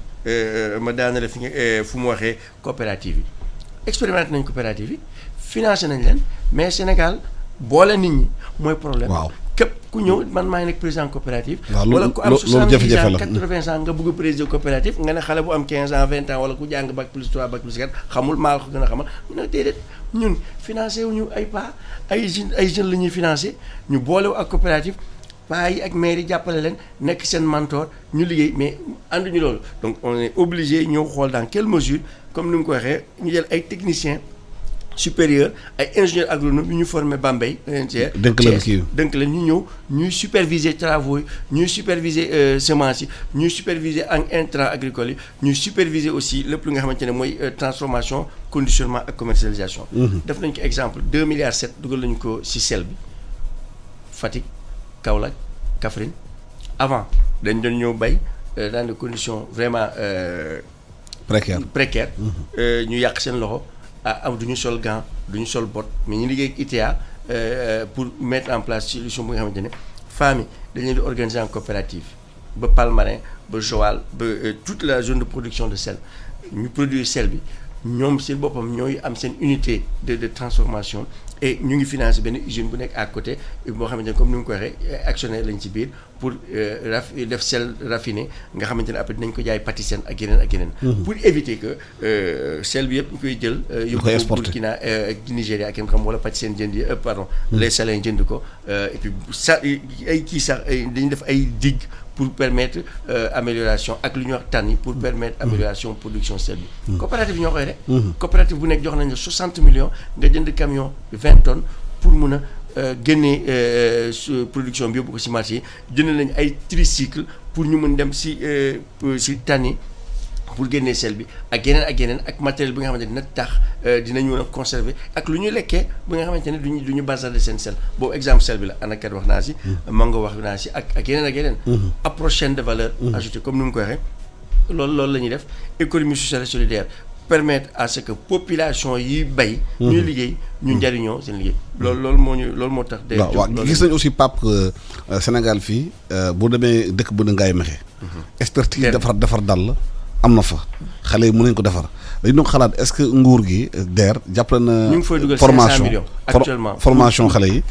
yóbbu leen xëy na bitim réew ñu jàng nu ñuy defaree dàll nu koy defaree comme ça nguur gi balaa armée Sénégal di exporter di importer ay bot ak ay ceinturon ak yooyu suñu saag yi yëpp mënu ko defar Ngaye Mékhé pour venir réew mi te loolu boo ko defee dina génne benn chaîne de valeur bi nga xamante ne fourrage dina am côté yooyu Touba chaque jour dina am ay màggali po yi nekk foofu balaa ñu koy exporter ñu mun ko transformer Sénégal. boo ñëwee suma la ngeen xalaat ci loolu ñetti saak yu ma yëpp presque acteurs locaux yi fii lañ ko defaree benn artisan bu tudd Maraz mu ngi Médina benn jeune bac économiste bac plus 5. mu bàyyi yëpp. di ñëw jël ay cordonniers ñu muy liggéeyal der bi Ngaye Mékhé la jóge ànd na ak moom man ak moom bu foofu ba Ngaye Mékhé dem nañu fii Dalifort dem nañu Pikine femme Mour yi tànni kii jën ak maire Ngaye Mékhé ñu ngi liggéey benn programme ba nga xamante ne pour presque 500 millions. pour moderniser abattoir yi moderniser tannage bi moderniser aussi nu ñuy ñawee. importer ay usines quoi importer usine Portugal ak Italie pour ñëw ñu won leen nu ñuy def parce que problème bi mooy qualité raffinage bay des bu ñu ñëwee sac bi finition bi kii manqué moo tax matériel yi ñuy jënd machine piqueuse yi ñuy jënd ñu ngi koy commandé pour ñëw vraiment pour augmenter qualité bi rentabilité nga xam ne duñu jël terre bi rek. yónnee exporté à l'étranger. waaw bu ñu ko defee na marché parce que marché bi bu ñu état bi ne par exemple décret comme quoi armée Sénégal police gendarmerie. ak sénégalais yëpp dootuñu. jëndi yooyu bitim réew fii lañ koy jëndee. xëy na du daal lay bagage armée yi di sol fii lañ koy defaree. fii Ngaye Mékhé du Ngaye Mékhé mais Solida. der bi Ngaye Mékhé lay jóge. tenue yi gars yi di sol tailleur sénégalais ñoo koy defar ak nu mu tudd ay intendance armée sénégalaise. ak yeneen textile bi waxuma si financé nañu ay acteurs lii costume ma sol fii lañ koy ñëwee. Medina lañ koy ñëwee. costume bi 200 000 francs la ma tikkee. dama ñëw. Sénégal fi lañ koy ñëwee Sénégal fii Medina. rue 7 waa ji Sarr sax la sant boo après mën naa jox numéro am. ak yeneen bu dañu topp filière textile bi masques yi dinañ ci ñëw ñu ngi financé 10 millions de masques DER. masques yi nii. masques yi en tissu. masque bee nga gis ne. fii lañ ko defaree ñu ngi liggéey ak presque 5000 tailleurs au niveau national à commencer par Diamniadio nga dem si zone industrielle Solida ñoom góor yaa ci Sartori Sène atelier 221 ay jigéen ak ay xale yu góor yi nga xamante ne ay tailleur lañu ñoom Sadia Gueye ak ñeneen ñu booloo seen doole pour produire 10 millions de masques pour que population sénégalaise bi am ay masques ay tailleur ñoo koy liggéey. ay tailleur sénégalais jënd nañu ay machines jox nañu ay fonds de roulement ay piqueuses ay surpiqueuses ay machine 217 façon bu nekk pour rien que ñu valoriser suñu production textile locale. dem nañu ba NSTS ak Domec Textica pour te dire Kaolack pour xool coton yi fay tiissé ñu mun ko transformer def ko tissu pour que gars yi mën si def masque comme ni mu ko waxee chaîne de valeur ajoutée de bout en bout. Sodefitex lañ commencé coton bi ba tissu bu gars yi di sol. loolu am na solo ñu dem Kaolack comme ni ko waxee sànq fekk fa Modou Sène suñu correspondant bi Modou Sène Kaolack gis nañu xale yu bëri si ay Jakarta la ñuy yëngu te Jakarta yi moom da mel ni situation bi am mbas mi tax na Jakarta yi arrêté est-ce que xale yi Kaolack yu nekk jeunes yi xam nañu que am na ay projet yu DER di financer foofu ak sociétés yi pour ñu mun dem mairie ba ou bien dem préfecture mun a dugg ci maanaam liggéey bu ndaw bi ñuy créer foofu ci textile bi. waaw Alassane ginnaaw bi ma la nuyu say invité comme ni nga ko waxee xam nga Kaolack nag ku ko wax daanaka da ngay saxel day dem ci dawalkatu moto Jakarta yi ndax boo ko doon xayma fukki ndaw yoo jël juróom-ñaar yi wala juróom-ñett yi sax daanaka ci wàll woowu noonu ñu yëngatu muy ndaw yi nga xamante ni ñoo nekk ci biir dëkk bi loolu nag nekk ab xëy na liggéey ba nga xamante ni ñi ci ëpp ci ñoom ci la ñuy daane seen doole yoo ci seen bopp yoo ci seen njaboot. waaye gis nañ ne même au-delà de la pandémie di coronavirus ak conséquences yi nga xamante ni indi na ko ci seen wàllu liggéey ñoom bi ñu waxtaanee ak ñoom ci affaire programme yi nga xamante ni état bu Sénégal teg na ko lu ci mel ni DER ak yeneen kuréel yi ñoom dañoo gis ne non seulement peut-être boolewuñu leen ci gisuñu ci seen bopp ndax xëy na am na sax ki nga xamante ni moom mooy seen secrétaire général seen fédération bi mu ngi wax ne am nay jamono DER am na ñu fa jóge woon ñëw waxtaan ak ñoom ba utal leen sax li nga xamante ni nii moom mooy ay papier pour ñu mën a constitué nekk ba ñu GIE waaye ca mujjanteel ba duñu ba léegi daa tàgg temb dàggal a gose gisaguñu leen loo xamante ni avance na ci jàppoon nañu ne mënoon leen see jàppale ba ñu mën a gën a formaliser li nga xamante ni moom la ñuy def ndax activité la boo xamante ni quoi qu'on puisse dire activité bu dox la ndax muy man muy samay morom ñu ëpp ci ñi nga xamante ni ñoo nekk ci région bi bu ñuy def seen i déplacement ay moto Jakarta la ñuy jël muy la nga xamante ni am na ci ñoo xamante ni ça fait maintenant des années ci la ñu yore seen njaboot waaye xëy na gunge bi war a am jëmale ko ci ñoom des na lu bëri boo jógee ci ñi nga xamante ni ñoo yëngatu ci borom Jakarta yi approché nañu aussi ñi nga xamante ni ñoom ñooy yeneen ndaw yi muy ñu nekk au conseil au niveau du conseil communal de jeunesse njiit li bi ñuy waxtaanee moom sànq li mu xamle mooy tey jii nii bànqaas yi nga xamante ni nguur Sénégal teg na ko moo xam DER moo xam ANPEJ ak yeneen kuréel yi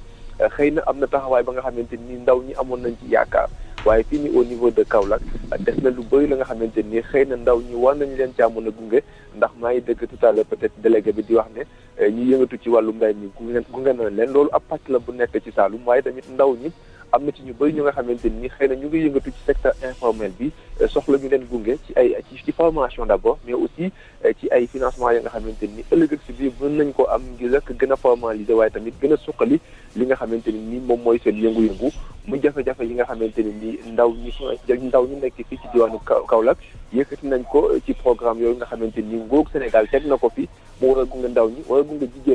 jigéen ñooñu sax am na ci ña nga xamante ni nii tamit gis nañ ne am na benn gunge boo xamante ni li ci mel ni DER ak yeneen bànqaas yi war nañ koo gën a mën a def ndax ñoom tamit ñu ngi jéem a organiser wu quand même di teg ay kuréel yi nga xamante ni nii dañuy dajaloo di jéem a liggéey soit di transformer yenn ci ay produits yoo xamante ni nii dañ koy béyee fii ci réew Sénégal di ko defaraat waaye xëy na gunge boobu te war a am moom moo def lu bëri waaye li ñu gën a sonn daal Alassane bi ñu ko mën a tënk mooy ndaw ñi nga xamante ni jàpp nañ ne ñi ci ëpp ci ñoom ci secteur informel bi la ñu nekk di góorgóorlu waaye xëy na gunge bi war a am jëmale ko ci ñoom des na lu bëri loo xamante ni xëy na kilifa yi war nañ ko mën a joyanti fii ci diwaan bi. jërëjëf Modou Sène Sow da nga jeune Kaolack yi nekk ci bëri ci informel la ñu nekk. souvent xëy na projet état yi bëri na. xëy na ñoom du ñu am information bi du ñu dem jëli information bi lan la ñu mën def pour jeunes yi bu ñu mënee gën a xam information fa la nekk pour ñu dem jëli projet yi mun ko liggéey. waaw man je pense que foofu effort bi ñu gars yi war a def mooy ñu xool lan mooy nekk point d'ancrage. moi je pense que chambre des métiers chambre de commerce war nañu mën a nekk ay point d'ancrage pour que. su ay information amee gars yi dem jëli ko foofu ñooñu aussi accompagner leen peut-être que loolu même suñ ko defee dinañu mën a permettre à ce que ces jeunes là comme ni DER wax que ñu mën a formaliser wu mën a dugg dans le système formel ñu accompagner leen renforcer leen man problème bi may am rek mooy su ma déggee Pape di wax je vois parfaitement li muy kii mu ngi résoudre ay besoins urgents et prioritaires ci loolu ngeen nekk lii c'est prioritaire c'est urgent nañ ko résoudre mais il faut que ñu jël recul pour dem dans le développement endogène long terme et pour loolu il faut ñu am benn modèle ba nga xam ne day nekk modèlu DER urgence yi moom il faut que ñu régler ko parce que suñu ko régler wul situation bi du dem donc et je pense que loolu ci loolu laa leen di woo parce que Sénégal bëri na ay opportunités je vois par exemple le ministère de l'hygiène publique les espaces verts yi muy def fii mais c'est des milliers d'emplois qui peuvent sortir là-bas ay création de richesse yoo mënul imaginer. mooy kii rond-point yi. ak yenn espace vert yi naka la ñuy créer emploi foofu. mais day il a commencé parce que man discuter woon naa ak son directeur des espaces verts là Diop ma ne ko au lieu que ngeen def comme en temps yu jëkk yi jël ay ouvriers di leen fay di ngeen di waxtaan ak les associations. des fleuristes yi nekk fii. ñoom ngeen confier leen ñu gérer espace bi. état bi day def le massif floral ne nii laa bëgg mu mel après ñoom ñu ñëw installer massif bi et tout autour du massif ñoom ñu développer fa seen ay pépinières suñ fa développer seen pépinière mën na leen même encourager ñuy planter ay roses ay roseraie suñ ko planter à dans plusieurs localités day nekk une production extrêmement importante parce que Sénégal c'était un pays d'exportation de fleurs particulièrement de roses gis nga fii ñuy wax beau maraîcher roseraie moo fa nekkoon dégg nga donc gis nga lool et puis ci même espace yi mën nañ fa planter ay benn espèce fourragère bu ñu wax neema ba nga xam ne day yéeg tous les 15 jours waa ji mën na récolter jaay neema am ay revenu dina aar espace vert bi dina parce que am na ci bénéfice dina mën a produire ay roses mën a produire ay plants et mën a même participer au programme bi état bi di wax par exemple si on dit qu'on veut reverdir le pays mais c'est pas avec le service des eaux et forêts qu'on va le faire du mënul nekk donc il faudrait ñu xool les acteurs yi nga xam ne ñu ngi nekk ci secteur boobu ñu renforcer leen équiper leen loolu mën nañ ko transposer à Kaolack tous ces espaces là vides mën nañ ko aménager booy yi di ci liggéey mu nekk beneen alternative parce que moi je suis pas je voudrais bien que mu am une étude pour xool le profit du kiiw Jakarta yi est-ce que ñi koy dawal ay propriétaires lañu ou bien est-ce que c'est des employés parce que il y a une chose qui s'est passée récemment ak tricycle yi bi ñu duggee Kolda population locale yi fa nekkoon yore seen ay saretu mbaam di kurti mais tricycle yi dañ ñoo effacer leen ils sont retournés dans la précarité et tricycle yi ñi ko fa indi mooy les gens qui ont des ressources ñu am moyen jënd ko jox xale yi yeneen xale donc yeneen acteurs yi génn nañ leen alors suñu continuer ci processus yooyu dinañu bari ay population yu ñu laisser en rade man duma ingénieur agronome je ne suis pas un ingénieur agronome mais man sàmm la sàmm nag mooy sama métier dégg nga si laa juddoo si laa yaru mais nag je suis diplômé de l'école d'horticulture de Cambérène j'étais assistant de recherche Pape Ablaye Seck ñoo bokkoon sax moi j'étais au CEDES assistant de recherche pendant des années développé naa fi ay projets et programmes yu bëri mais dama koy def dans la discrétion. mais programme développement endogène yi. j'en ai développé des centaines et des centaines dans ce pays là. yaa ngi ma wax naa waxtaan ak Ablaye Moussa Balde. Moussa wax naa ko envoyé naa ko note bi ma ko envoyé Pape Ablaye Seck laa ko jokkoon envoyé mais amul retour parce que yow li ngay xalaat ñoom fonctionnaires yi nga xam ne ñoo koy conseiller du ñu mën a xalaat loolu parce que pour ñoom loolu mënul nekk. région de Kolda aujourd'hui suñu bëggoon génne population dans la précarité su ngeen doon def ay mesures d'urgence xam nga ban culture ngeen di encourager la culture du haricot vert dans les vallées haricot vert dans les vallées c'est 45 jours population yi génn ci situation de précarité ñu génn ci suñu bëggee développer ay production à long terme du ci anacarde yi parce que anacarde yi pour ngeen changer la structure de production changer mentalité yi il va falloir ngeen xeex mais dañu di créer quelque chose d'innovant par exemple suñu jëlee la papaye l'industrie de la papaye douce de la papaye dañ koy utiliser pour l'industrie médicale et médicinale de la racine jusqu'aux feuilles dañ koy utiliser. les graines et tout. les graines papaye mën nga ko def en culture associée dégg nga mën nga ko def en culture associée soo koy associer Casamance lan nga koy mën a associer mën nga ko associer ak cafetier café comme ça secteur café Touba bi aussi ñu am une production locale ba nga xam ne mën nañ ko kii mën nga ko associer ak la plante dont on parle la artémisia mu am aussi benn production ba nga xam ne day dem ci industrie alimentaire moi je n'aime pas industrie pharmaceutique alimentaire waaw pour man suñu duggee ci foofu dañuy tooñ parce que OMS moom moo am affaire boobu moom moo ko yore dina ko protéger mais suñu waxee ne artémisia bi complément alimentaire parce que ñun si suñu logique faj ñun duñu rey ñun dañuy augmenter say capacité de résistance man mi lay wax maa ngi judd 1955 suñu famille 11 bant lañu mais mosuma jël vaccin xam nga lan la ma sama papa immunisé saw nag urine de vache et c'est pas n'importe quelle vache dégg nga loolu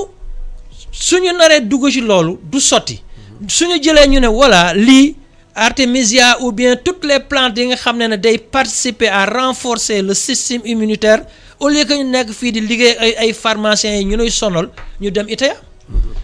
def tout un travail ak ñoom modéliser affaire yi def ko ci organiser ko def une loi bu ko sécuriser et puis mu nekk ay des milliers d'emplois dans la même culture soo jëlee papaye bi nga def ko en Casamance mais tu peux dans la même parcelle nga développer li ma la wax yëpp en même temps nga développer ay ruches am du miel de papaye ce qui fait que dootoo réfléchir en termes de rendement à l'hectare ça n'a aucun sens tu réfléchis en termes de rendement de rendement économique sur une parcelle donnée réfléchir en termes de rendement à l'hectare amul sens tubaab yi ñoo ko dugal suñu bopp suñu doon mesurer le rendement dañ ko waroon rapporter à l'élément bi nga xam ne moom moo gën a am valeur moo ëpp dépense ci processus de production mooy l'eau suñ doxoon ne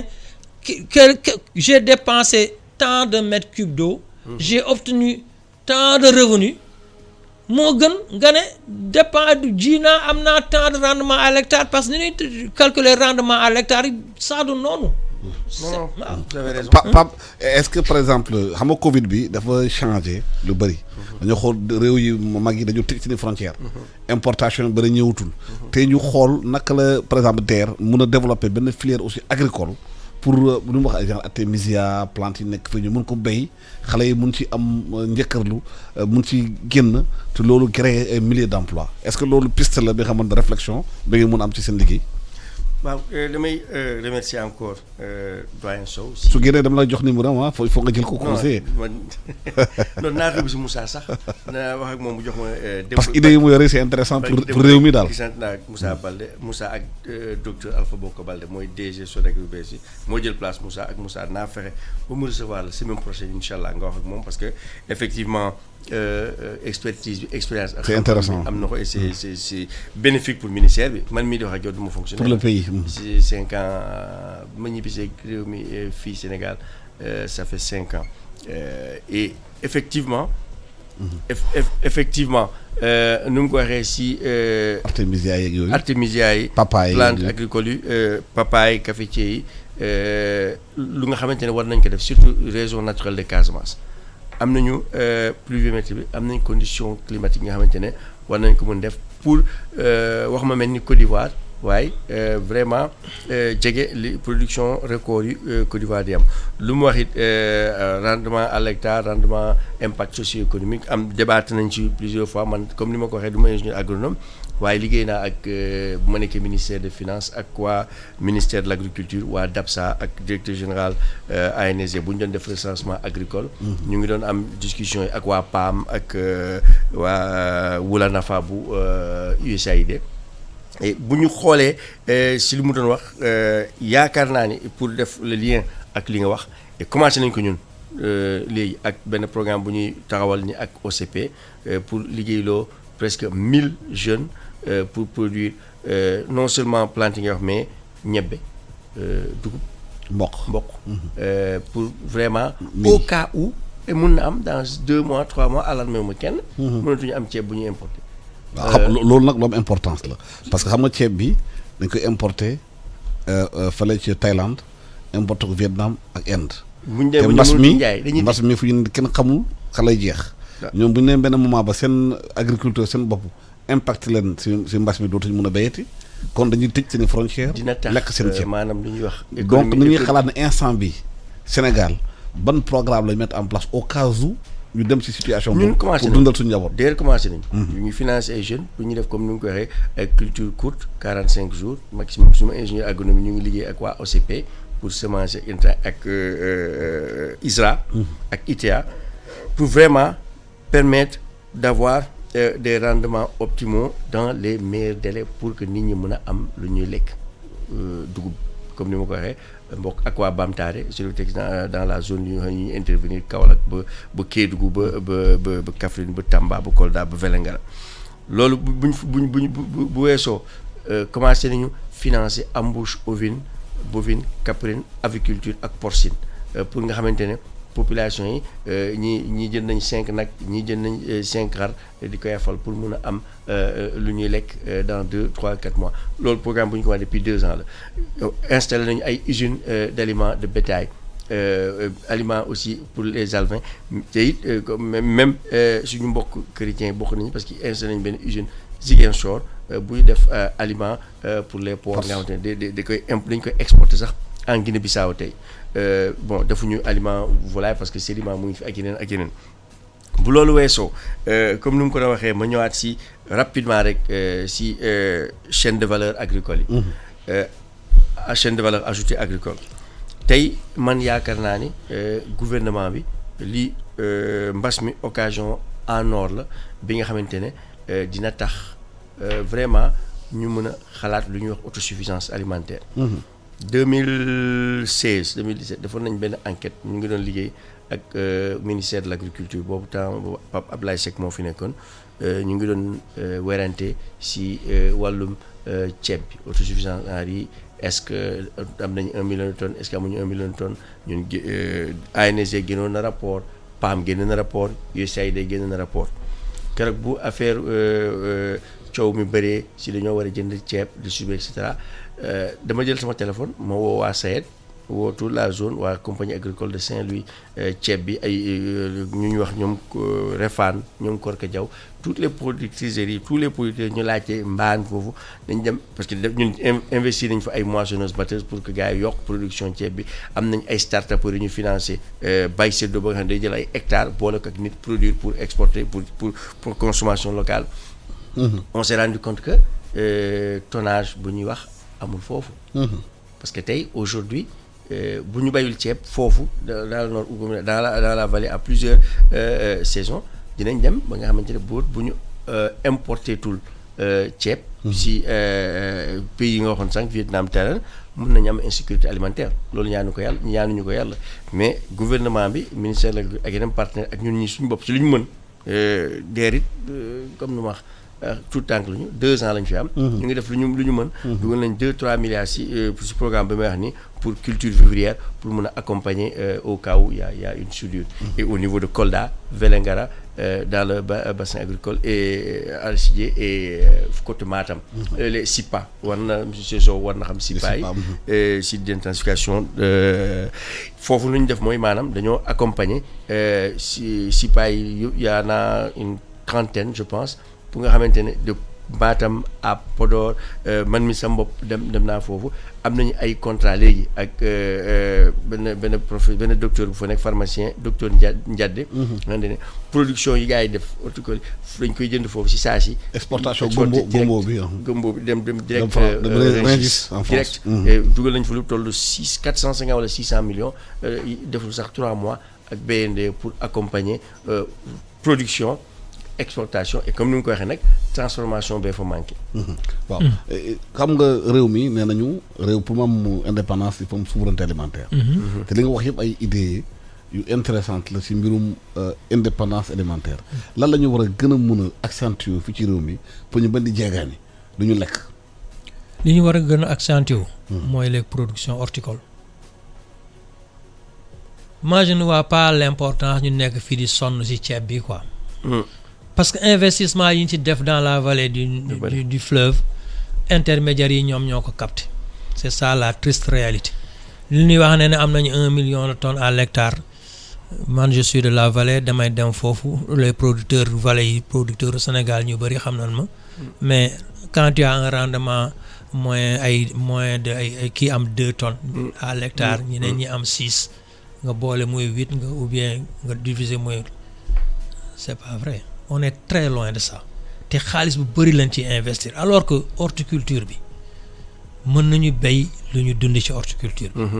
te horticulture bi suñu ay culture légumière c'est pas seulement les légumes de type européen c'est les légumes de type africain. yan genre par exemple. patate douce. waaw patate. ma ñëw pulaar patate. patate manioc. carotte. navet. yooyu oignon. piment. yooyu mën nañ ci haricot vert. haricot vert bi mën nañ ci dund. te cycle bi bariwul 45 jours la. donc man xalaatuma ay Sénégal dina xiif les Sénégalais sont hyper intelligents dañuy trouver ay stratégie de survie man normalement lii kii l'autre laa waxoon fii Serigne Mboup Serigne Mboup président kii chambre de commerce man ci militant affaire boobu la que ñu yokk prix ceeb bi jusqu'à 1000 francs kenn mën nañ bañ a importer comme ça ñu concentré wu ci suñu production locale bi et que suñu ko defee mais li production horticole di génne ci réew mi mais soo boolee production kii yëpp mënuñ ko génne par exemple Assane mu ngi wax ne Gombo moi j'ai dit à Moussa que il faut ngeen bàyyi réfléchir sur ay rendement à l'hectare d'arachide man su may bay gerte dama ciy def gombo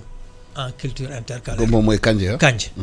dama ciy def kanje en culture intercalaire def naa ko benn dëkk bu nga xam ne laay Samba Mbaye dans le vif bi ma demee di leen ko expliquer comme que ay Saalum lañ dañoo def seen réunion mu ne moo di dof la bu ñu ko déglu mais bi ma leen woonee dans la pratique ñu def 2 hectares am ci 7 millions ñu ngi may dégg ñu lekk ci actuellement kanje bi moom mooy seen soupape de sécurité mais c'est xam nga yàlla suy taw loo tax man je suis pas partisan ay système goutte à goutte xam nga lu tax yàlla suy taw yàlla ñetti système irrigation la am la pluie la rosée ak remontée capillaire yooyu la yàlla am yàlla su tooyee ci benn espace donné espèce yëpp ñoo fay sax te espèce yëpp su suuf si amee doole su mu amee kii ñoom ñëppay arrivé à maturité pourquoi ñuy dugaloo ci ay systèmes yi nga xam ne israéliens yi ñoo amoon problématique booyu dans les années 60 parce que dañuy dem jëndi ndox ñu ne voilà au lieu que ñu def ay canaux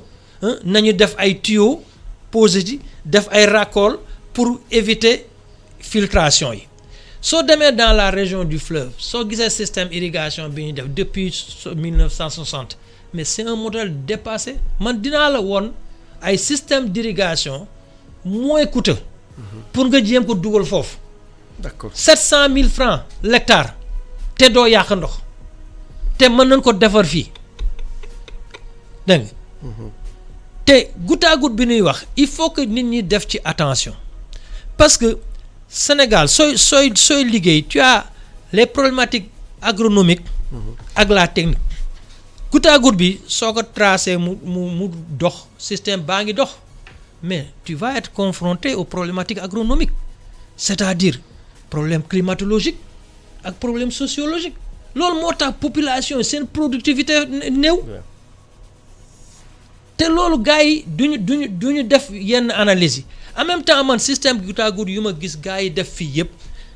dañ ciy def ay tuyaux PVC yu ñuul avec la température du sol xam nga lan ngay am le réchauffement de l'eau ndox bi day tàng te bu tàngee tu vas non di nga arroser plante bi ak ndox mu tàng mais plante bi day am choc physiologique soo xoolee système irrigation goutte à goutte yi israélien di installé ñoom ay tuyaux yu weex la xoolal dag yi ñu installé ay tuyaux yu weex la parce que tuyaux yu ñuul yi day tàngaloo ndox bien sûr tu vas augmenter la température de l'eau day yàq plante bi mais day am choc physiologique day impacter rendement bi dafay impacter rendement bi xam nga Alassane man goutte à goutte 72 laa ko jëkk a confronté wu boobu j'étais au lycée Vanvo bët Sénégal dans les années 70 bët Sénégal moo fi ñoon di béy baobab ak kirène baobab ak kirène ay bët Hollande moo ñëw fi installé wu fi am ses marchés am ses capacités indi seen expert man un de mes professeurs en protection des végétaux moo doon le directeur de la protection des végétaux Jean Balmel dégg nga mais bët Balmel bi mu ñu expliquer nan la bët Sénégal retiré woo da ngay rus parce que dañoo liggéey pendant 2-3 campagnes 3 ans ñu gis ne affaire bi ça génère énormément d'argent gars yi commencé positionner oui on est capable de faire suñu ko joxee dinañu ko doxal nangam ñu jox leen ko première campagne ñu récolter yóbbu en Europe clients yi fa nekkoon bloqué conteneurs yi le projet allait en faillite te nga xool impact bi mu amoon à l'époque ci ay Rufisque ay Diass ay des milliers et des milliers de gens ñoo fa doon liggéey donc suñu bëggee développer suñu agriculture dañuy def focus sur les productions horticoles c'est-à-dire culture légumière culture fruitière culture florale et dans la zone de Diourbel ba nga xam ne foo tourné gars yi ñu ne voilà forage yi dañoo am ndox mais man leen mais ndox du dañoo am ndox bu salé mais ndox du salé du contrainte parce que soo fa béyee ay cocotiers tu as une production de coco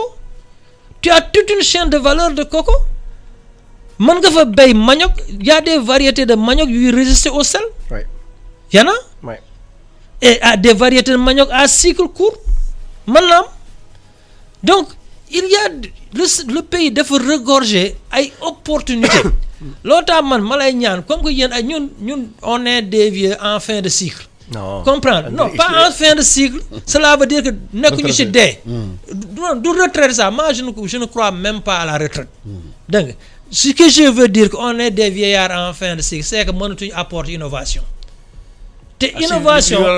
innovation oui mais ay innovation yi nga xam ne pour nga mettre en œuvre tu as les cheveux blancs tu vas vieillir inutilement comprendre alors que yéen vous pouvez être beaucoup plus ouvert aux innovations ngeen construire un modèle de développement ba nga xam ne day nekk la marque de la DER. ak digital bi. waaw ngeen boole kaak digital bi. vous allez créer des milliers et des milliers d'emplois et puis vous allez sauver le pays. mais su ngeen toppee les logiques yi nga xam ne moom lañ doon développer depuis indépendance jusqu'à nos jours dañuy am problème. et c'est pas parce que nit ki am na diplôme ingénieur agronome qu'il est un producteur. Il n'est pas un producteur. Ouais. Parce que pour être producteur, il faut avoir le vécu. C'est vrai. C'est ce débat-là que j'avais eu. Moi, quand j'étais au CEDH, j'étais assistant de recherche culture légumes de type africain. Bi ñuy créer les projets des maîtrisards là suñu duggee CEDH suñu demee ñu dañoo ñëw fii ñun leen bon dem leen seeti Moody fan la nekk il faut ngeen cercle ci blogu terrain yi ñëw fekk ma foofu may discuter ak ñoom su ma leen joxee toutes les informations après ñu pare ñu noter man leen nag je vous dis que vous n'allez pas réussir ñu ne ma lu tax nga wax leen man leen mais parce que sans waaye amu leen vécu. vous devrez commencer d'abord à apprendre à comprendre pour commencer noos mais su ngeen commencer ñëw jënd ay oto jënd ay kii di commencer les projets tous ces projets qui ont été financés fan la ñu mujj. et pourtant c'est des ingénieurs agronomes c'est des techniciens c'est des juristes c'est des gens qui sont sortis de l'université. Abdou Diouf moo créé ce programme là pour répondre à ce truc là c'est pour dire que ce pays là am na ay potentiel mais les logiques les politiques publiques en cours c'est des politiques qui sont mal orientées et il faudrait trouver ay moyens de les réajuster pour que ça soit au bénéfice des populations. Pape c'est une occasion que DER def articulation bi xëy na ak ñi am expérience bi ak yéen jeunes yi digital bi pour booster l'économie du pays. comme ni ma ko waxee doyen bi lu mu wax il n'est pas un vieillard et c'est un doyen. il n'est pas excuse-moi le terme bête du tout lu ma wax yëpp sànq ba léegi maa ngi noté man du ma ingénieur agronome comme ni ma ko économiste là waaye lu muy wax maa ngi koy gis sur le terrain. mais du ma nag le link. non et je sais que lépp lu muy wax ni mën nañu njëriñ ñun ak suñuy bénéficiaires parce que aujourd'hui dañ nekk logique bi nga xamante ne accompagnement renforcement de capacité formation. on a un budget dédié bi nga xamante ne loolu la ñuy def pour ñuy bay jeunes yi et comme ni mu ko waxee am na ñëpp dañuy da ngay ñëw mën a dama bëgg a def banane wala dama bëgg a def ferme wala dama bëgg a def ferme avicole à la mode parce que tey xam nañu boo ñëwee DER dañuy jox 3 millions 2 millions 5 millions 1 hectare laa bëgg a def 2 hectares laa bëgg a def et cetera ay ñoo xamante ne bureau lañ toog Dakar fii. bëgg naan am nañ tool Sangalkam. bëgg a béy wala Diass wala Kolda bëgg bay nga xam wala ne dañuy jël surga yi ma ne ko déedéet loolu lu surga yi fu nga xam li ngay def nga nekk sur le terrain. wala nga am technicien bu la koy suivre wala ingénieur horticulture bi man sama bopp. dem naa au moins 6 fois dans la zone des Niayes ak docteur Macoumba Diouf directeur de l'horticulture même discours la même mu ne pas avec l'horticulture on peut nourrir le Sénégal. Claire. Avec l'horticulture on peut transformer les produits avec l'horticulture on peut exporter au Burkina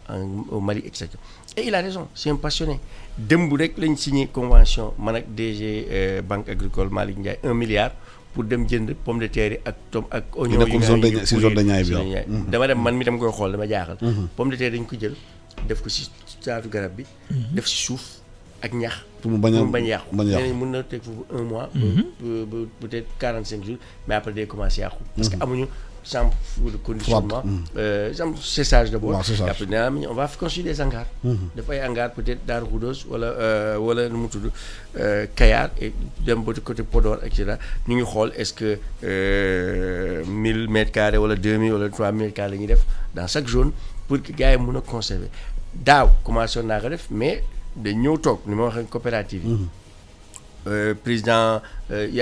a 3 fédération oignon fédération pomme de terre fédération tomate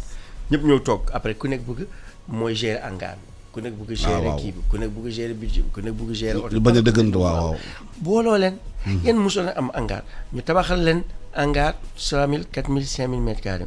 ñu ko compartimenté ku nekk nga ñëw nga dugal boo paree nga fay ñu defal après chambre froide aussi pareil comme ça comme ñu waa GDS ñu def comme waa Sénégal Ndiaye lu ñu def mais problème organisation la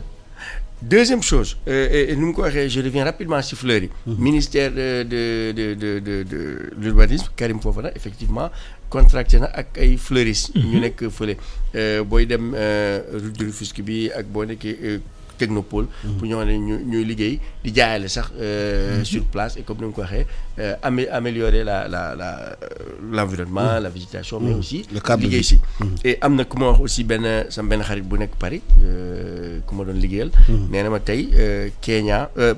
fleurs yu jógee Kenya lay jógee Sénégal mën nañ ko def Sénégal mën a exporter ay fleurs mën na exporter ay fleurs Rungis à 5 heures de Paris de Dakar pardon et ñu ngi siy réfléchir ak docteur Macoumba Diouf benn programme de 2 wala 3 milliards pour vraiment développer l'horticulture pour vraiment améliorer les rendements haricot vert bi xaw ma xool mais naa si wax naa fexe ñu toog maak yow ak docteur Alpha Bokar Baldé bi gérer Sonagri parce que man sama bopp dem naa foofu mu ngi innové pour def des cultures de contre-saison et je pense que c'est des suggestions yi nga xamante ne dina ko amal njëriñ parce que Moussa Baldé bu mu nekkee DG dem nañ fa suñu bopp xool si fu ñuy béyee ceeb et mën nañ fa def yeneen culture pour culture nu mu tudd vivrière pour améliorer rendement ak production yi si lañ def benn rizerie foofu et bu ñu demee mooy président fu mu demoon Carrefour Diaroumé femme yi fa nekkoon dem nañ foofu jox nañ leen 20 millions pour ñu jënd ay batteuses ay matériels ba nga xamante ne dina leen permettre augmenter seen production après am na kenn ku ñu ne bu ñu amoon lu ñuy dolli pour def ay kanja ay kaani ay kenn xamul ak ceeb bi dina tax non seulement dinañ mën a am lu ñu lekk mais dinañ mën a jaay. xam nga sànq wax nga si mbirum ñaay bi te bu ñu commencé émission yi am na ñu nekk ci ñaay bi dañ la wootew ne état bi muy distribuer ceeb bi est-ce que mën na ñëw jënd seen production maanaam oignon ak yooyu. boole ko ci kit yi ñu war a jox kii Mansour Faye mu ngi koy xalaat ne maanaam bu ñu defee ceeb bi ak diwlin bi boole si. carottes yi chou pommé yi ak yooyu oignon pour écouler population bi. parce que aujourd'hui il y a environ 15 000 tonnes d'oignons bu ñu produire mais comme restaurant yi amatul. hôtel amatul université amatul mu ngi pourrir moo tax ñun dañ koy jënd stocké ko. si hangar yi ba mbas mi passé wala ba école yi ubbi pour gars yi mun ko jël. bu soobee yàlla je reviens pour élément Kaolack bi. vas-y Kaolack dugal nañ ci au moins 1,6 milliard. Kaolack man sama bopp maa fa dem. entre Kaolack Nioro ak Guinguinéo 1,6 milliard. wax na waxum conseil de la jeunesse wax na Jakarta yi DER moo décidé de façon volontaire ne du financer Jakarta parce que j'ai fait. accident yow Vélingara Thiès chaque jour am na ñetti di dee ak Jakarta yi. ñu ñuy dawale n'importe comment on a décidé duñu financer Jakarta mais on a mis en place un programme de renouvellement des Jakarta par les tricycles 3000 tricycles pour ak ministère de l'artisanat et de l'emploi pour permettre jeunes yi ñu jënd ay tricycles pour transport de personnes marchandises ak frigo conseil communal de la jeunesse wax na chaque jour ma xuloo ak ñoom si région yi parce que ñoom ñu bëri waa conseil de la jeunesse pas ñëpp dañu yaakaar ne état bi dafa ñëw rek jël xaalis jox leen ñu liggéey du noonu. da nga doo toog sa kër comme nu ko doyen Sow doon wax di laq ay français yi rafet da ngay ñëw liggéey de ñàkk nit ñi financé la. man financement yi may rek moom mu président Macky Sall moom ko dënk pour ma jox nit ñi ñu liggéey. bor la te bor fay la sant am na ñoo xam ne dañu yaakaar da ngay jël financement yi jox nga toog lekk sa def sa poche bañ a fay loolu moo tax ñu def ay conditions yu wóor. balaa ngaa am projet j'ai une centaine d'ingénieurs agricoles informaticiens industriels ak financiers ñooy xool sa projet étudier la ñëw ci terrain bi xool rendement à l'hectare xool rentabilité financière capacité d'exportation capacité de transformation balaa ñuy génn xaalis moo tax ñu ne affaire yi dafa yéexul waaye dañuy xool fànn yi leer pour éviter comme lu xaw ma ko mais yàgg nañ ma ko opération maîtrisard ak yeneen bañ a am. jërëjëf Pape waaw ñu tëj waxtaan bi parce que heure bi ñu joxoon jeex na. la ñu mën def pour réew mi gën a génn ci jafe-jafe yi. waaw juste rek pour loolu filière élevage bi. aussi war nañu ko xool. mos naa proposer ay maire ñu créer ay bases d'alimentation et de surveillance du bétail. et boobu suñ ko financer seen start-up yi mën ci intervenir. C'est un truc très simple. ñu ngi dëkk ak biir xar yi en milieu urbain war nañu mën a am ay espace yi nga xam ne da nga fay def lu tolloog ay 500,000 moutons. nga xam ne yow man dañuy ñëw indi suñuy xar dénkaane ko foofu. absolument ñuy fay entretien ak surveillance. dégg nga ñu identifier affaire bi. ok ñu aménager benn parcelle culture fourragère culture néma bi. si tu mets benn mouton mu ngi lekk 2 kilos de fourrage par jour. avec ça man nga xam la petite superficie booy aménager foofu gars yi di dagg di ko jox mouton yi di leen entretenir di leen surveiller ñu génn leen ci kër yi. parce que affaire bii mënul continuer. c'est vrai. mënul continuer. je suis d'accord te innovation yooyu yéen a mën a porter loolu. dégg nga su am na ay maires yu ma jotoon liggéey ak ci loolu ñu ne ñoom intéressé na leen mais après foofu rek la ñuy yem alors que c'est des milliers et des milliers d'emplois. c'est vrai. quand tu vois par exemple suñuy ñu ngi jëm ci Tabaski. qu'est-ce qu'on va encore reproduire. les mêmes schémas. alors que Tabaski je regrette du domaine bu ñu war a confier ministère de l'élevage. parce que c'est des activités commerciales c'est des transactions financières.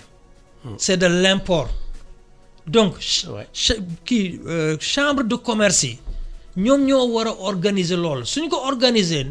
vous allez voir des améliorations qualitatives tant du point de vue du approvisionnement bi que même du point de vue des prix mais loolu aussi ay innovation yu ngeen war a jéem a porter la parce que sinon chaque année on va nous reproduire les mêmes systèmes ñu bale après ñu indi ku nekk samp sa miir ñu jox la poto jox la kii après pour avoir la paix alors qu'on n'a pas besoin de ça. dégg nga élevage bi aussi waruñu am une vision que élevage bi dañoo war a am autosuffisance kii élevage fii ci Sénégal ñun ay pël lañu. suñu espace dafa yaatu. dégg nga man j'ai des parents en Mauritanie j'ai 60% de ma famille au Mali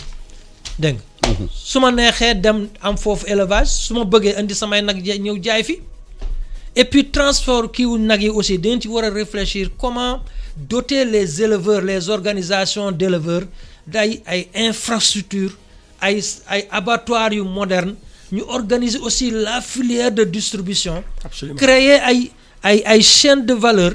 employé femmes yi ñuy def ay brochettes ay affaires améliorées moi j'ai eu l'expérience de faire venir de la viande de Anambé di ko distribuer en milieu urbain à des familles démunies à 1 000 francs le kilo mais gars yi ñoo coupe-circuité projet bi Anambé laa doon jëlee yàpp bi et pour loolu jëndwuma dama cotiser dama boole éleveurs yi ñu cotiser moi j'ai cotisé ñoom ñu cotiser ku nekk indi nag ñu rey indi jaay ko ci femme ménagères yi à 1 000 francs le kilo à un moment 1000 kilo baa ngi woon ay 1800 alors. Sarr affaire yooyu ngeen war a xool. ces trucs là. mais su ngeen toppee les secours d'urgence c'est bon mais yooyu dañ koy wax te. foo kii bi Covid bi si la ñuy génn wér. ou bien ñu disparaître. waaw. il a raison. waaw voilà Pape. non je le remercie parce que lu mu wax dëgg la ñun pour wax ni dafa ñu urgence kese. tey thème bi moo tombé woon. waaw mais ñun suñu financement yi ñu jafe moyen ak long terme la. que mu nekk ferme que mu nekk élevage et lu mu wax am na solo si wàllum élevage wax naa si ministre de l'agriculture Samba Ndiobène Ka liggéey naa si Aminata Mbengue Ndiaye 5 milliards lañ jugal tabaski daaw ji et puis mais boo xoolee yëpp comme ni nga ko waxee importation la. Mauritanie la dem ak Mali. alors que amuñu le bétail et puis benn jour man leen mais pourquoi. duñ ko développé fii ci réew mi développé fii yaatu xar yi. maa ngi reetaan parce que am na sama benn collègue ingénieur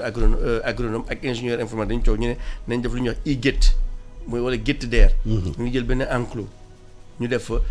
1000 2000 3000 têtes si biir ñu clôturer ko ñu koy surveiller ku nekk da ngay ñëw jënd foofu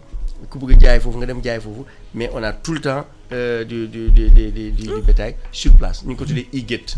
naa la seet si. voilà merci beaucoup merci Pape Sarr maa lay gërëm di la sant xam na yaay administrateur DER dañ la waxtaan ak yow ci projet yi ngeen jël ci Covid bi naka la ñu mun a liggéey ci loolu di remercier aussi Mody Sow entrepreneur social te xam nga màcc ci mbirum agriculture ñu weccoo xalaat ak yi idée ñu xool naka la ñuy mun a génnee ci jafe-jafe yu nekk pour réew mi mun a am résilience bu ñu wax di remercier ñi doon suivre émission bi ci rajo bi ak ci télé bi di remercier équipe technique bi di wax nañu bañ a fàtte nag fu ñu nekk ci mbirum mbas bi lañu nekk mesure barrières yi nañ ko respecté bu baax feebar bi dafay reyee ñu xam ko ñu bañ ko caaxaane li docteur yi wax ñu topp ko ñu leen di gërëm di leen sant di ñaanal yéen du jàmm